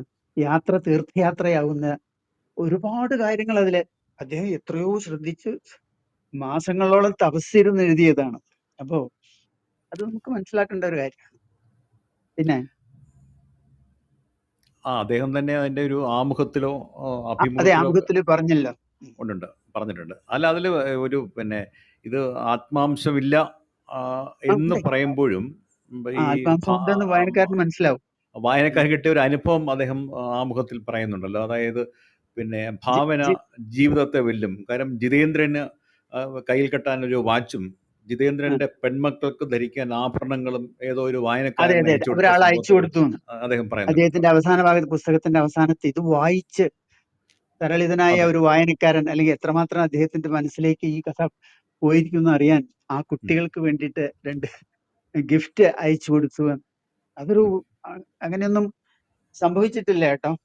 അതിന് സമാന്തരമായിട്ട് എന്റെ ഓർമ്മയിലുള്ളത്, MT മരിക്കുന്ന സമയത്ത് അദ്ദേഹം ഈ ആസ്പത്രിയിൽ കിടക്കുന്ന ഒരു സമയം ഉണ്ടായിരുന്നു, സിറോസിസോ മറ്റോ ബാധിച്ചിട്ട്. അപ്പൊ ഇദ്ദേഹത്തിന്റെ ഒരു വായനക്കാരനാണ് ഒരു സഞ്ചിയിലെ 2 ദിവസത്തെ ഡ്രസ്സുമായിട്ട് അവിടെ വാതിൽക്കൽ വരുന്നത്. എന്താണെന്ന് ചോദിച്ചപ്പോ, ഒന്നുമില്ല, അങ്ങയുടെ പുസ്തകങ്ങൾ ഞാൻ വായിച്ചിരിക്കുന്നു. അപ്പൊ അങ്ങയുടെ ഭാര്യയ്ക്കോ കുട്ടികൾക്കോ മറ്റുള്ളവർക്കോ ചെയ്യാൻ പറ്റാത്ത രീതിയിൽ അങ്ങയെ ശുശ്രൂഷിക്കാൻ എനിക്ക് പറ്റും. അതായത് നിങ്ങൾ ബാത്റൂമിലേക്ക് കൊണ്ടുപോകുന്നതിനെ കഴുകിത്തരുന്നതിന് ഞാൻ തയ്യാറാണ്. ഞാൻ വായിച്ച കഥകളുടെ തമ്പുരാനല്ലേ താങ്കൾ എന്ന് ചോദിക്കുന്ന ഒരു രംഗമുണ്ട്. അദ്ദേഹം ഓർമ്മിച്ചെടുത്ത ഒരു കാര്യമാണ്. അപ്പൊ ഒരു വായനക്കാരൻ, അല്ല ഒരു എഴുത്തുകാരൻ കൂട്ടിവെച്ച വാക്കുകൾക്ക് ഒരു വായനക്കാരന്റെ മേൽ ഇത്രയധികം സ്വാധീനം ചെലുത്താൻ പറ്റും എന്നുള്ളത് എനിക്ക് മുമ്പ് കിട്ടിയത് MTയിൽ നിന്നാണ്. പക്ഷെ ഈ കത്ത് വായിച്ചപ്പോൾ, സുഭാഷ് ചന്ദ്രന്റെ നോവൽ വായിച്ച് ഒരു വായനക്കാരൻ ഇങ്ങനെയൊരു സമ്മാനം അദ്ദേഹത്തിന് കൊടുത്തു എന്നുള്ളത് ഒരു വായനാ ലോകത്തെ, അല്ലെങ്കിൽ നമ്മുടെ സാഹിത്യ ലോകത്തെ ഏറ്റവും വലിയൊരു സംഭവമാണ്. അതേപോലെ എനിക്കൊരു വ്യക്തതയില്ലാത്ത ഒരു കാര്യം കൂടെ, ഞാൻ താങ്കളൊരു നിരൂപകൻ കൂടിയാണ് എന്ന് എനിക്കറിയാം. ഞാൻ താങ്കളോട് ചോദിക്കാനുള്ളത്, ഈ നോവൽ പുരുഷാർത്ഥ ദർശനത്തിൽ ഊന്നി നിന്നുകൊണ്ടുള്ള 4 ഭാഗങ്ങൾ, അതിൽ ധർമ്മത്തിൽ സുഭാഷ് തന്നെ ഒരു അഭിമുഖത്തിൽ പറഞ്ഞിട്ടുള്ള ഗുരുവിനെയാണ്, ശ്രീനാരായണ ഗുരുവിനെയാണ് സങ്കല്പിച്ചിട്ടുള്ളത്. അർത്ഥം അതെ. ഭാഗത്ത് കാറൽ മാക്സും, കാമം ആ, അത് ഫ്രോയിഡും, ആ. മോക്ഷം ഭാഗത്ത് ജിതേന്ദ്രനുമാണ്. അങ്ങനെയാണ് അതിന്റെ ഒരു അതെ അതെ. കഥാഗതി ചെറിയ അദ്ദേഹം ചെറിയ ഉദ്ദേശിച്ചത് എന്ന് കുറിപ്പുകളും പറയുന്നുണ്ട്. അല്ലേ? കൊട്ടേഷൻ ഉണ്ടല്ലോ, അവരുടെയൊക്കെ കൊട്ടേഷൻ അതിൽ കൊടുത്തിട്ടുണ്ട്. എങ്ങനെയാണ് ഫ്രോയിഡ്, എങ്ങനെയാണ് കാൾ മാർക്സും ഇവരൊക്കെ അവരുടെ ആശയങ്ങളെ ഇദ്ദേഹം ഇങ്ങനെ ഒരു രൂപത്തിൽ കൊണ്ടുവന്നിരിക്കുന്നതെന്ന്. അപ്പൊ അതിലെന്താ അവസാനം ജിതേന്ദ്രൻ ആണ് മോക്ഷം. കാരണം അദ്ദേഹത്തിന്റെ മരണത്തിലൂടെയാണ് മോക്ഷം എന്ന് പറഞ്ഞാൽ എന്താ, സ്വർഗത്തേക്ക് പോകുന്നതോ നരകത്തിലേക്ക് പോകുന്നതല്ല, തനിക്ക് എഴുതാനുള്ളത് എഴുതി കഴിയുക, ചെയ്യാനുള്ളത് ചെയ്തു കഴിയുക, തന്റെ ആഗ്രഹം സഫലീകരിക്കുക എന്നുള്ള ഒരിതാണ്. അദ്ദേഹം അങ്ങനെയാണ് അതില് വിവരിച്ചിരിക്കുന്നത്. അത് ശൂന്യമായ ഹൃദയവുമായാണ് അത് പോകുന്നത് എന്നൊരു പരാമർശം അതിനകത്ത് ഒരു അഭിമുഖത്തിൽ അദ്ദേഹം പറഞ്ഞിട്ടുണ്ട് ജിതേന്ദ്രനെ കുറിച്ച്. കാര്യം ഭൂമിയിൽ ആ, അത് ജിതേന്ദ്രനെ ആരോപണം ഓർക്കാൻ എന്ത് ബാക്കി വെച്ചിട്ടുണ്ട് എന്ന് എനിക്ക് ഒരു ചോദിക്കുന്നു അല്ലെ, ചോദ്യത്തിന് ഇദ്ദേഹം തന്നെ ഞാൻ തിന്നു, കുടിച്ചു, ഭോഗിച്ചു, ജീവിച്ചു, അതെ, മരിച്ചു, അതല്ലാതെ അതല്ലാതെ ഒന്നുമില്ല എന്ന് പറയുന്ന ഒരു ഭാഗം അദ്ദേഹം പല അഭിമുഖത്തിലും കോട്ട് ചെയ്തിട്ടുണ്ട്. ഇത് വളരെ അർത്ഥവത്തായിട്ടുള്ള ഒരു കാര്യമാണ്. ഇദ്ദേഹം നാളേക്ക് വേണ്ടി ബാക്കി വെച്ചത് ഈ പുസ്തകമാണ്. തന്റെ ഓർമ്മ, തന്റെ ശക്തി, തന്റെ ഭാവന, പ്രതിഭ, അതിന്റെ സാധ്യതകൾ ഈ പുസ്തക രൂപത്തിൽ നാളേക്ക് വേണ്ടിയിട്ട്, അതാണ് അദ്ദേഹത്തിന് കിട്ടിയിട്ടുള്ള മോക്ഷം. അദ്ദേഹം അങ്ങനെയൊന്നും ചെയ്യാൻ കഴിഞ്ഞില്ലായിരുന്നെങ്കിൽ ആ ജീവിതം വൃഥാവിലാകുമായിരുന്നു. മറ്റൊന്നും സമ്പാദിച്ചിട്ടില്ല. തിരിച്ചു പോകുമ്പോൾ ഈ കത്തുകൾ, അവസാനിപ്പിക്കാത്ത കത്തുകളാണ് ഭാര്യയിലൂടെ പുസ്തകമായിട്ട് വരുന്നത്. അതാണ് മോക്ഷം. ഒരു എഴുത്തുകാരന്റെ മോക്ഷം അവിടെയാണ് എന്നാണ് എനിക്ക് തോന്നുന്നത്. ഇനി അതിന് കൂടുതൽ വിശദീകരണം വേറെ ആരെങ്കിലും കൊടുത്തിട്ടുണ്ടോ അറിയില്ല. അത് വായനകൾ പലവിധമാണല്ലോ ഉള്ളത്. അതെ അതെ അതെ. അതുപോലെ അദ്ദേഹം ആമുഖത്തിലും പിന്നെ നമ്മൾ ഇന്ന് അദ്ദേഹത്തിന്റെ ശബ്ദത്തിൽ നമ്മൾ കേട്ട അദ്ദേഹത്തിന്റെ ഇന്റർവ്യൂലൊക്കെ പറഞ്ഞിട്ടുള്ളത് സർഗ ചൈതന്യത്തിന് കഴിഞ്ഞ 100 വർഷങ്ങൾ വന്ന പരിണാമം കേരളത്തിന്റെ എന്ന് അദ്ദേഹം ആവർത്തിച്ച് പറയുന്നുണ്ട് അതിനകത്ത്. അത് എനിക്ക് തോന്നുന്നു മലയാളിയുടെ ഒരു ദ്വന്ദ്വ വ്യക്തിത്വം അതിൽ അദ്ദേഹം കർക്കശമായ ആത്മവിമർശനത്തിന് വിധേയമാക്കിയിട്ടുണ്ട് എന്ന് തോന്നുന്നു. ഈ നാറാവുള്ളിയുടെ കഥാപാത്രം കുറിച്ച് വായിക്കുമ്പോൾ അങ്ങനെയാണ് തോന്നിയിട്ടുള്ളത്. തിരിച്ചും അതിൽ രണ്ട് കാപട്യമുള്ള രണ്ട് വ്യക്തിത്വമാണല്ലോ പുള്ളിക്കുള്ളത്. ശരി, അതെ. സുഭാഷിന്റെ വാക്കുകളിൽ തന്നെ ഉണ്ട്. സാധാരണ ഒരു പ്രസംഗമല്ല അദ്ദേഹം ചെയ്യുക. അദ്ദേഹം വളരെ ശാന്തനായിട്ട്, വളരെ മെല്ലെ ഓരോ വാക്കും എടുത്തിട്ട്, വെറുതെ മറ്റുള്ളവരെ രസിപ്പിക്കാൻ വേണ്ടിയിട്ടോ തമാശ പറയുന്ന രൂപത്തിൽ ഒരിക്കലും സംസാരിക്കില്ല. അത് സ്വകാര്യ സംഭാഷണത്തിലാണെങ്കിലും സ്റ്റേജിലാണെങ്കിലും ഇങ്ങനെയുള്ള ഇന്റർവ്യൂവിലാണെങ്കിലും അത് നമുക്ക് വളരെ ബഹുമാനത്തോടെ കാണേണ്ടതാണ്. നമ്മൾ മുണ്ടശ്ശേരിയൊക്കെ സംസാരിക്കുന്നത് കേട്ടവരാണ് ഞാൻ. അതേമാതിരി പലരും, സുകുമാർ അഴീക്കോടക്കം പ്രഭാഷകന്മാർ, അല്ലെങ്കിൽ ടി പത്മനാഭൻ, അങ്ങനെ യാതൊരു ട്രോബില്ല. മാനസികമായിട്ട് അദ്ദേഹം ഒരു എക്സൈറ്റ്മെന്റിന് കീഴടങ്ങാതെ വളരെ ശാന്തനായിട്ട് മുത്തുമണികൾ പോലെയുള്ള വാക്കുകളാണ് തരുന്നത്. ഇതിന്റെ രചനയുടെ ഒരു വ്യത്യസ്തമായ അനുഭവം. ഇപ്പം മറ്റു പലരും പേജ് കണക്കിൽ വർണ്ണിക്കുന്ന കാര്യങ്ങൾ, വിവരിക്കുന്ന കാര്യങ്ങൾ, ആവർത്തിക്കുന്ന കാര്യങ്ങൾ ഇത് ഒരു സെന്റൻസിൽ കൊണ്ടുവരും. ഒഴുകുന്ന പുഴ എന്നേ പറഞ്ഞിട്ടുള്ളൂ, ഒഴുകാത്ത ജലാശയം. അതിൽ നമുക്ക് എല്ലാം എടുക്കാം, ഏതാണ് ഒഴുകുന്നത്, ഏതാണ് ഒഴുകാതിരിക്കുന്നത്. ഫെൻ ഓഫ് സ്റ്റാഗ്നന്റ് വാട്ടേഴ്സ് എന്ന് അതെ അതെ അതെ അതെ അതെ. അപ്പൊ സർ വളരെ നന്നായിട്ട് വിജയൻ സാർ ഇത് വിലയിരുത്തി. അതെ, സാർ വളരെ സുദീർഘമായി സംസാരിച്ചു. ഞാൻ ഇത്രയും ഈ കംപ്ലീറ്റ് ഡിസെക്ട് ചെയ്ത് സംസാരിക്കുമെന്ന് ഞാൻ വിചാരിച്ചില്ല. കാര്യങ്ങൾ അല്ല, ഇപ്പൊ സാർ അവസാനം പറഞ്ഞു നിർത്തിയ ഒരു കാര്യമുണ്ടല്ലോ, വളരെ ശാന്തമായിട്ട് പിന്നെ പ്രഭാഷണം നടത്തുന്നു എന്ന് പറഞ്ഞതുപോലെ തന്നെ അദ്ദേഹത്തിന്റെ അവതരണം വളരെ കൃത്യവും വ്യക്തവും വളരെ ശാന്തവുമായിരുന്നു. അത് ഞെട്ടിക്കുന്ന വാക്കുകളൊന്നുമില്ല. അങ്ങനെയുള്ള ഞെട്ടിക്കുന്ന സന്ദർഭങ്ങളെ പോലും വളരെ സൗന്ദര്യാത്മകമായിട്ടാണ് പറയുന്നത്. അത് കണ്ടില്ലേ? അപ്പോ രാത്രി പുറത്തിറങ്ങാൻ പറ്റാതെ ഒരു സ്ത്രീ തറയിൽ അല്ലെങ്കിൽ സ്വീകരണ മുറിയിൽ മൂത്രമൊഴിച്ചു എന്നുള്ളതിനെ അദ്ദേഹം എങ്ങനെയാണ് മാറ്റിയെടുത്തത്? പുരാണ കഥയിലെ കുടത്തിൽ നിറയുന്ന വെള്ളം എന്ന് പറഞ്ഞിട്ട്. അപ്പൊ നമുക്കൊരു അതിൽ നിന്ന് ഒരു പുതിയ അർത്ഥതലം, ഒരു പുതിയ ഭാവന വരികയാണ്. അതിലൊരു ഭാവനയാണ് അതിൽ കൂടുതൽ അതെ മുഴച്ചു നിൽക്കുന്നത്. അതാണ് അതുപോലെ അതിന് ആ, മറ്റൊരു ഇതായിട്ട് പിന്നെ കണക്ട് ചെയ്യാൻ അദ്ദേഹത്തിന് പറ്റുന്നുണ്ട്. അതാണ് ഇവര് ഈ അതാണ്. മാജിക്കൽ റിയലിസം എന്നൊക്കെ അതെ. മറ്റുള്ളവർ പറയുന്നത് അത് തന്നെ ആവണം. ഈ മാജിക്കൽ റിയലിസം ഇവിടെ കൃത്യമായിട്ട് പലതിക്കുമുണ്ട് വരുന്നുണ്ടല്ലോ. ഇപ്പോഴും. അതെ, ഇതില് കൃത്യമായിട്ട് ആവിഷ്കരിക്കപ്പെട്ടിട്ടുണ്ട്. അത് അവസാനത്തെ ചാപ്റ്ററുകളിലൊക്കെ കൃത്യമായിട്ട് അത് പറയുന്നുണ്ട്. അതെ.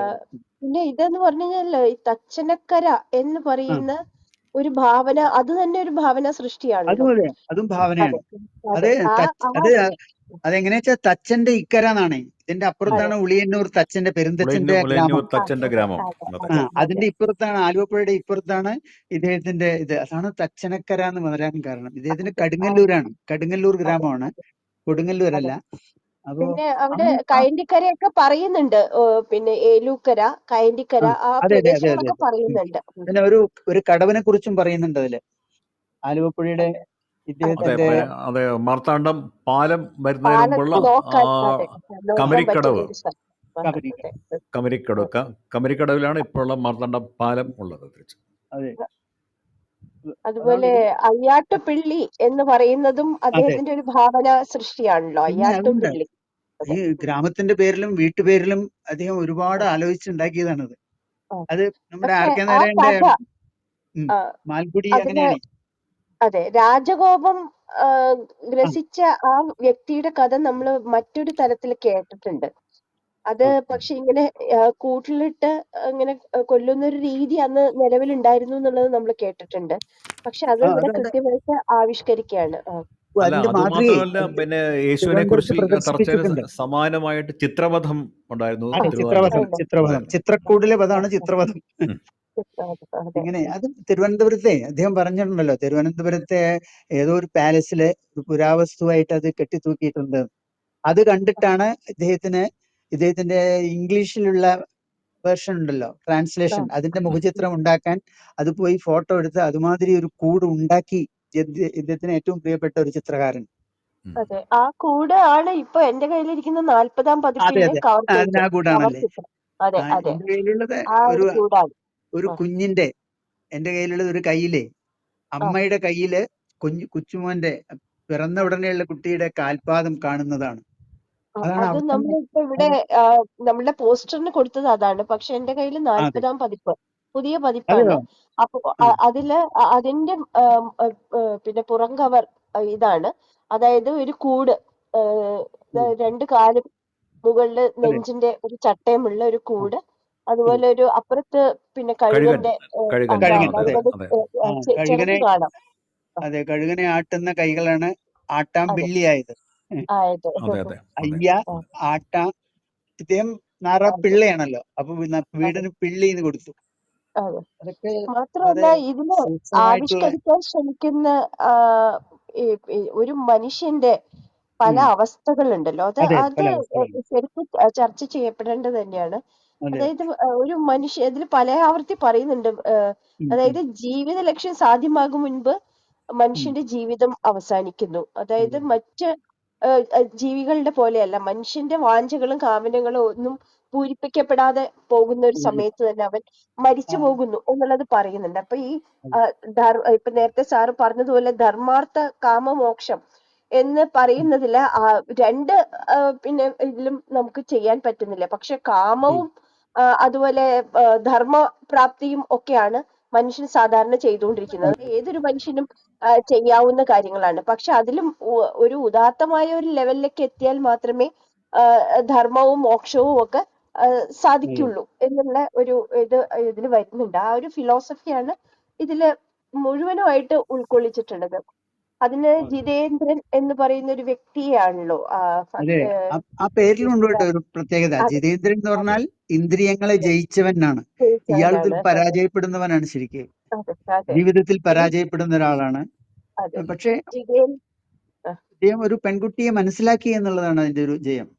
അതെ, ആ പെൺകുട്ടി അയാൾക്ക് കിട്ടേണ്ട ഒരു പെൺകുട്ടി തന്നെയാണോ ആൻമേരി എന്നുള്ളതും നമ്മള് സംശയിക്കും. കാരണം അത്രയ്ക്ക് ആ പേര്, അതെ, ആ ബൈബിളത്തെ ആ പേര് തിരഞ്ഞെടുത്തതിനും ഒക്കെ സാങ്കത്യമുണ്ട്.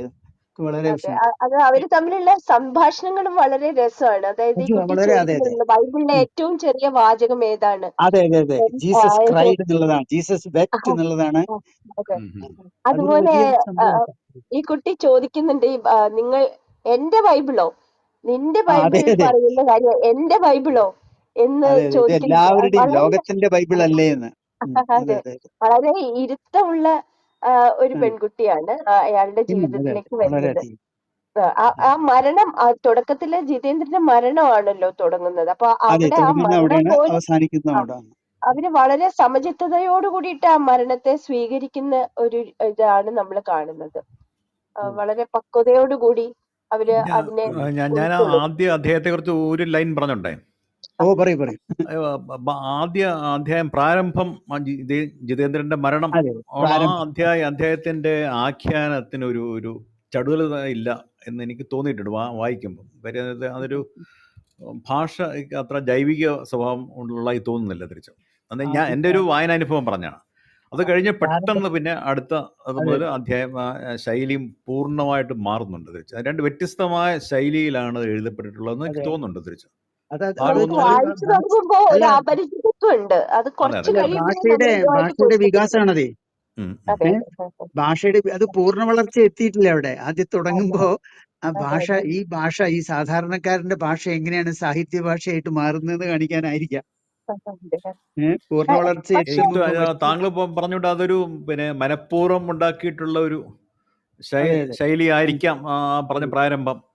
അതെ, ഇദ്ദേഹത്തിന്റെ കത്തുകളിലെ ഭാഷയും ആഖ്യാനത്തിലെ ഭാഷയ്ക്കും ചെറിയ വ്യത്യാസം ഉണ്ടല്ലോ. ഉണ്ട്. മറ്റേത് വളരെ ജൈവികമായ ഭാഷയാണ്, ഇത് വളരെ കൃത്രിമത്വം ഉണ്ട് എന്ന് നമുക്ക് ആദ്യം തോന്നും. അക്ഷരങ്ങൾ തന്നെ ചരിച്ചിട്ടുണ്ട്. അതിൽ ഇറ്റാലിക്സ് എഴുതുന്ന മാതിരി ചില എഴുത്തുകളിലും ചില സംഭവങ്ങളൊക്കെ വിവരിക്കുമ്പോൾ പ്രത്യേകം ലിപിയാണ് ഉപയോഗിച്ചിരിക്കുന്നത്. അത് കണ്ടോ? ഇത് എഴുത്താണെന്ന് നമ്മൾ മനസ്സിലാക്കുന്നത് അവസാനമാണ്. കാരണം ഇത് ഡയറി കുറിപ്പുകളായിട്ടാണ് ഞാൻ വായിച്ചു പോയത്. പക്ഷെ അവസാനം ഇതിന്റെ പിന്നെ പിൻകുറിപ്പ് കാണുമ്പോഴാണ് ഇത് ജിതേന്ദ്രൻ കാമുകിക്ക് എഴുതുന്ന എഴുത്തുകളായിരുന്നു. ആ കത്തുകളെ പറ്റി പറയുന്നുണ്ട്. ഇത് ആത്മാംശമില്ല എന്ന് പറയുമ്പോഴും ഒരു അഭിമുഖത്തിൽ ഇത് ഭാര്യയുടെ സ്വകാര്യ സ്വത്തായി ഉള്ള കത്തുകളാണ്, അതിൽ നിന്നാണ് ഉണ്ടാക്കിയിട്ടുള്ളത് എന്ന് അദ്ദേഹം ഒരു അഭിമുഖത്തിൽ പറഞ്ഞിട്ടുണ്ട്. അതെ, 40ഓളം കത്തുകൾ അവളുടെ സൂക്ഷിപ്പിലുണ്ടായിരുന്നു. 300ഓളം കത്തുകളൊക്കെ എഴുതിയിട്ടുണ്ട്. പക്ഷെ പലതും നഷ്ടപ്പെട്ടു പോയി. അപ്പൊ മാത്രമല്ല, ഈ ജിതേന്ദ്രൻ എന്നുള്ള ഒരു വ്യക്തി, അയാളാണല്ലോ ഇതിലത്തെ കേന്ദ്ര കഥാപാത്രം. അയാളുടെ മാനസിക സംഘർഷങ്ങളൊക്കെ കൃത്യമായിട്ട് ആവിഷ്കരിക്കപ്പെട്ടിട്ടുണ്ട്. അതായത് അയാളൊരു ബ്രില്യൻ മൈൻഡുള്ള, വളരെ നോബിൾ മൈൻഡഡ് ആയിട്ടുള്ള ഒരാളാണ്. പക്ഷെ അയാളുടെ സർഗാത്മകത എവിടെയോ ദുർബലപ്പെടുന്നു എന്നുള്ളതാണ്. അപ്പൊ അത് ആഗ്രഹിച്ച ആ മാസ്റ്റർ പീസ് കംപ്ലീറ്റ് ആക്കാതെ അയാൾ മരിച്ചു പോകുന്നു. അപ്പൊ ഏതൊരു മനുഷ്യന്റെയും അവസ്ഥകൾ ഇങ്ങനെയൊക്കെ തന്നെയാണ് എന്നുള്ളൊരു തത്വശാസ്ത്രമല്ലേ പറഞ്ഞു വെക്കുന്നത്. എനിക്കിതിൻ്റെ ആമുഖത്തിൽ അദ്ദേഹം അച്ഛനെ കുറിച്ച് എഴുതിയിട്ടുള്ള ഒരു വാക്യം വളരെ ടച്ചിങ് ആണ്. വ്യവസായ വിപ്ലവത്തിന് പെരുവിരൽ നൽകിയ അച്ഛൻ എന്ന് പറഞ്ഞു. അതെ അതെ, അങ്ങനെ പെരുവിരൽ നൽകിയ എന്നൊക്കെ പറഞ്ഞാലേ അതെ, അതിനകത്ത് വലിയ അർത്ഥതലങ്ങളുണ്ട്. അതെ, മഹാഭാരതത്തിൽ പെരുവിരൽ നൽകിയ ഒരു കുട്ടി ഉണ്ടല്ലോ. അതെ, ഇതില് ശരിക്കും പറഞ്ഞു കഴിഞ്ഞാല് നമ്മൾക്ക് കാലത്തിന്റെ ഒരു സോഷ്യൽ ട്രാൻസിഷന്റെ ആ പീരിയഡ്സ് കൃത്യമായിട്ട് കാണിച്ചു തരുന്നുണ്ട്.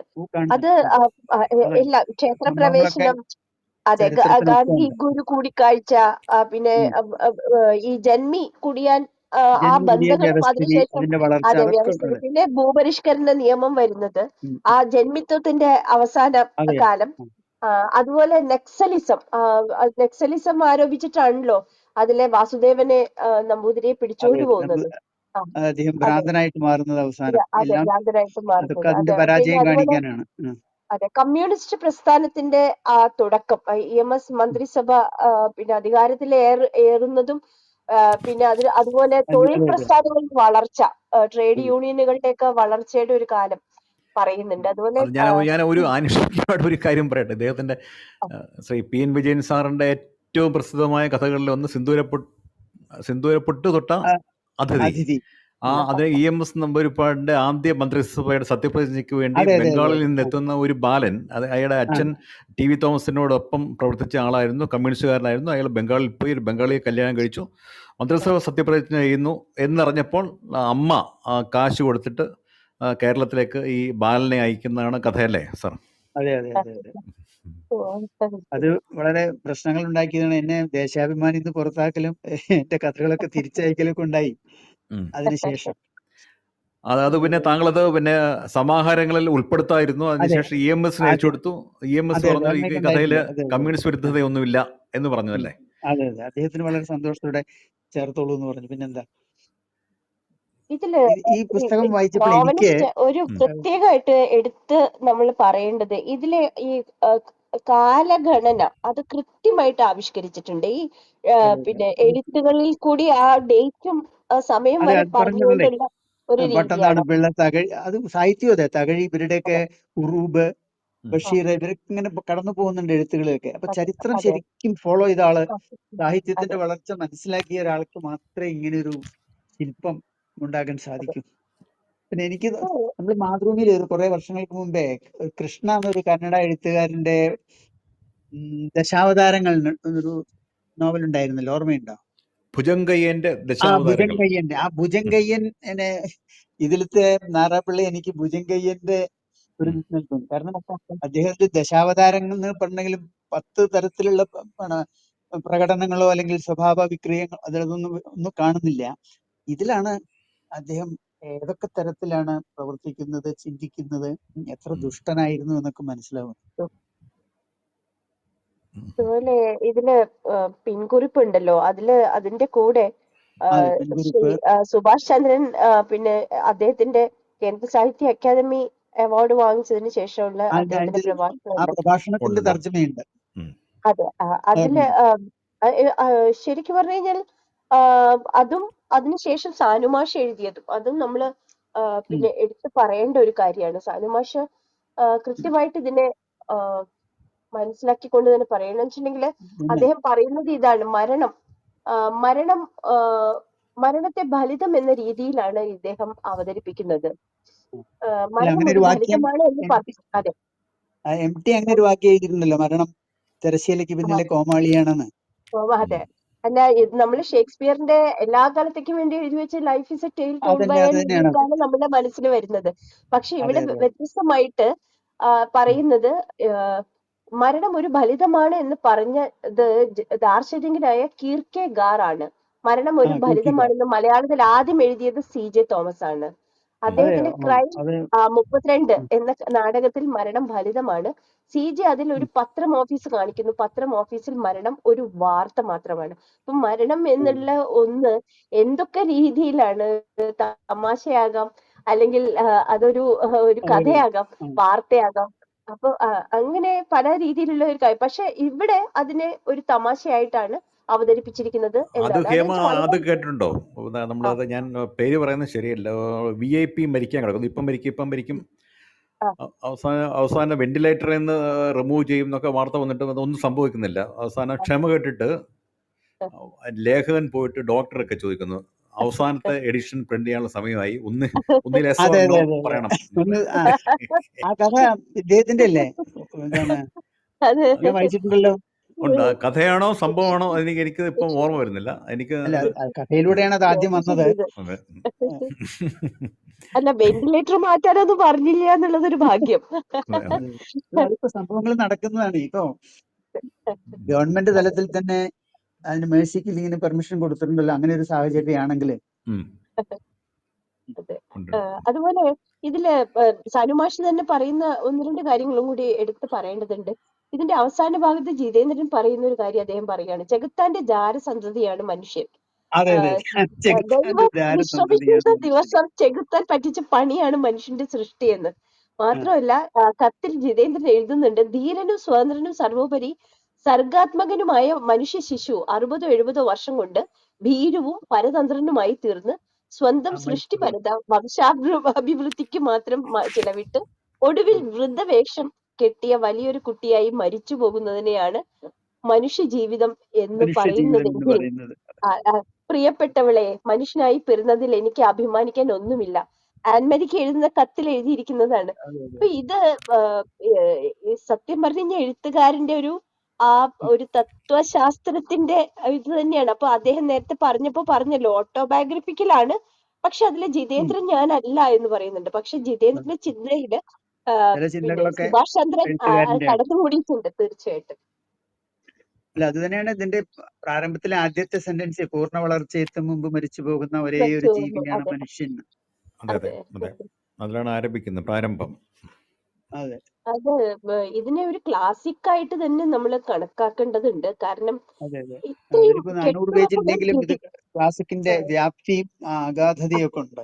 അതെ, തീർച്ചയായും അദ്ദേഹത്തിന്റെ അവസാനത്തെ ഇപ്പം ഏറ്റവും അവസാനം ഇറങ്ങിയ നോവൽ സമുദ്രശിലയും നമ്മൾ ഈ പരമ്പരയിൽ പിന്നീട് ചർച്ച ചെയ്തിട്ടില്ല. ഇല്ല, ഞാൻ സമുദ്രശിലയെ കുറിച്ച് ഒരു 2 വർഷം മുമ്പേ എഴുതിയിരുന്നു.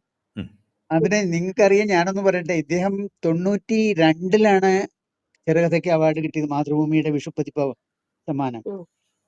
94 എന്നാണ് സംശയം എനിക്ക്. ആയിക്കോട്ടെ, എനിക്ക് കിട്ടിയത് 73-ലാണ് ഞാൻ കവിതയ്ക്കും ഏകാംഗത്തിനും സമ്മാനം കിട്ടിയത്. അതെ, ഞാൻ ചോദിക്കാനിരിക്കുവായിരുന്നു. കാര്യം ബയോഡാറ്റയില് വിഷുപ്പതിപ്പിൽ സമ്മാനം കിട്ടി എന്ന് കണ്ടു. ഇപ്പൊ ഏത് വർഷം? 73-ല്. 73 സുഭാഷ് ചന്ദ്രൻ ജനിക്കുന്നത്. ജനനവർഷം. അതെ. പക്ഷെ വിഷുപ്പതിപ്പില് 2 സമ്മാനം കിട്ടിയ ഒരേ ഒരു വ്യക്തി ഞാനാണ് കേട്ടോ. അന്ന് ഏകാംഗ മത്സരം ഉണ്ടായിരുന്നു അല്ലേ? അതെ, അന്ന് ഏകാംഗത്തിന് ഫസ്റ്റും കവിതയ്ക്ക് തേർഡ്. ഏകാംഗ നാടക മത്സരം അല്ലേ? അതെ, ഏകാംഗ നാടകം. ഇപ്പൊ അതില്ല, ഈ വർഷം ഇല്ല. അന്ന് അങ്ങയുടെ കൂടെ ഞാൻ ഒരു കൗതുകത്തിന് ചോദിക്കും, അങ്ങയുടെ കൂടെ സമ്മാനം കിട്ടിയവരുടെ പേരുകൾ ഓർമ്മയുണ്ടോ? അറിയാലോ, തിരുവനന്തപുരത്തെ ഏറ്റവും പ്രസിദ്ധിയായ ഒരു എഴുത്തുകാരിയില്ലേ, എന്താണ് എന്റെ കൂടെ, അന്ന് അവളുടെ പേര് വേറെ ഒന്നായിരുന്നു. ചന്ദ്രമതിയാണോ? ചന്ദ്രമതി ഞാനുമായിരുന്നു. ചന്ദ്രമതിക്ക് കഥയ്ക്ക്, എനിക്ക് ഏകാംഗത്തിന്. കവിത എഴുതിയ ആൾ ഇപ്പൊ ഇല്ല കേട്ടോ. മാതൃഭൂമിയുടെ ഒരു ചരിത്രപഥം ഉണ്ടായിരുന്നു, ഈ വിഷുപ്പതിപ്പതിലൂടെ വന്ന് മറഞ്ഞുപോയവരും പിടിച്ചു നിൽക്കുന്നവരും തിളങ്ങി നിൽക്കുന്നവരും എന്നൊക്കെ പറഞ്ഞിട്ടേ പി സുരേന്ദ്രനൊക്കെ വന്നിട്ടുണ്ട്. അങ്ങനെയാണ്. അതെ, പി സുരേന്ദ്രൻ, സുമിത്ര വർമ്മ, പല എഴുത്തുകാരും. അതെ. അപ്പോൾ എങ്ങനെയാണ് ഇനി? അപ്പോൾ നമുക്ക് ഇത്രയും നേരം ഞാൻ താങ്കളത്തെ ഒരു അരമണിക്കൂർ കൂടുതൽ ഇരിക്കില്ല. ആരോഗ്യം, വീട്ടിലെ കാര്യങ്ങൾ കാരണം ഷുഗർ പേഷ്യന്റ് ആണ്, എനിക്ക് ഭക്ഷണം കഴിക്കാൻ. താങ്കൾ ഇത്രയും നേരം ഇരുന്നതില് പ്രത്യേക സന്തോഷം. ഇത് ഞാൻ നേരത്തെ പറഞ്ഞോട്ട് ഇതിന്റെ നോവൽ മുഴുവൻ ഡിസെക്ട് ചെയ്തിട്ടാണ് താങ്കൾ അത് അവതരിപ്പിച്ചത്. അതിന്റെ ശൈലി ഞാനത് മുഴുവൻ എഴുതി ഒരു പ്രബന്ധമാക്കിയിരുന്നെങ്കിൽ കൂടുതൽ നന്നാക്കാമായിരുന്നു. ഞാൻ അങ്ങനെ കുറിച്ചിട്ടുള്ളൂ ഓരോ വാക്യങ്ങള്. അതെ, അപ്പൊ ഇത് നമ്മുടെ ഒരു സ്വഭാവം ഇതാണല്ലോ, നമ്മൾ ഇന്ററാക്റ്റീവ് ആകുമ്പോഴേ കൂടുതൽ അത് ഇനി അത് റെക്കോർഡിംഗ് കേൾക്കുമ്പോഴേ വളരെ ഫോർമൽ ആയിപ്പോ. അപ്പൊ ഇതില് സാറിന് PN വിജയൻ സാറിന് പ്രത്യേക നന്ദി ഒരിക്കൽ കൂടി ഞാൻ രേഖപ്പെടുത്തുന്നു. എനിക്ക് ഇങ്ങനെ ഒരു അവസരം കിട്ടിയതിന് നിങ്ങൾ എല്ലാവരോടും വായനശാലത്തിന്റെ. അല്ല, ഇത് എത്ര പേര് കാണും അല്ലെങ്കിൽ കേൾക്കും? അത് നന്നായി കേൾക്കും സാറേ. നമ്മളിപ്പോ നാളെയോ മറ്റന്നാളോ ഇത് നമ്മൾ യൂട്യൂബിൽ കൊടുക്കും. കൊടുത്തു കഴിഞ്ഞാൽ അതോടെ ഒരു രേഖയുടെ കിടക്കും. അതിന്റെ എഡിറ്റിംഗ് ആവശ്യം ഉണ്ടാവില്ലേ? എഡിറ്റിംഗ് അത് നമ്മൾ ആരംഭിക്കുന്ന 7-10 ആമുഖം പറയുന്നിടം മുതലുള്ള ഭാഗങ്ങൾ അതേപടി കൊടുക്കും. അത് നമ്മൾ എഡിറ്റ് ചെയ്ത് പറ്റില്ല. കാര്യം അത് മണിക്കൂർ കണക്കിന് എഡിറ്റ് ചെയ്യാൻ.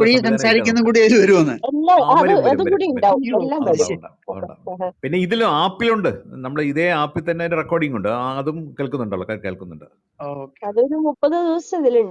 ഇതേ ആപ്പിലുള്ള പ്രശ്നം എന്ന് വെച്ച് കഴിഞ്ഞാൽ നമ്മൾ ആദ്യം ഇതിന്റെ ടെസ്റ്റിംഗ് മുതലുള്ളത് മുഴുവനും ഈ ആപ്പിൽ അങ്ങനെ തന്നെ ഉണ്ട്. ഏതായാലും നല്ലൊരു അനുഭവമായി. അത് വളരെ സന്തോഷം. നമ്മളങ്ങനെ പുസ്തകലോകത്തിന്റെ 24-ാം അധ്യായം സമാപിക്കുകയാണ്. അതുപോലെ അടുത്ത ആഴ്ച, അതായത് ഓഗസ്റ്റ് 22-ാം തീയതി ഇതിന്റെ 25-ാം ഭാഗം കേൾക്കാം.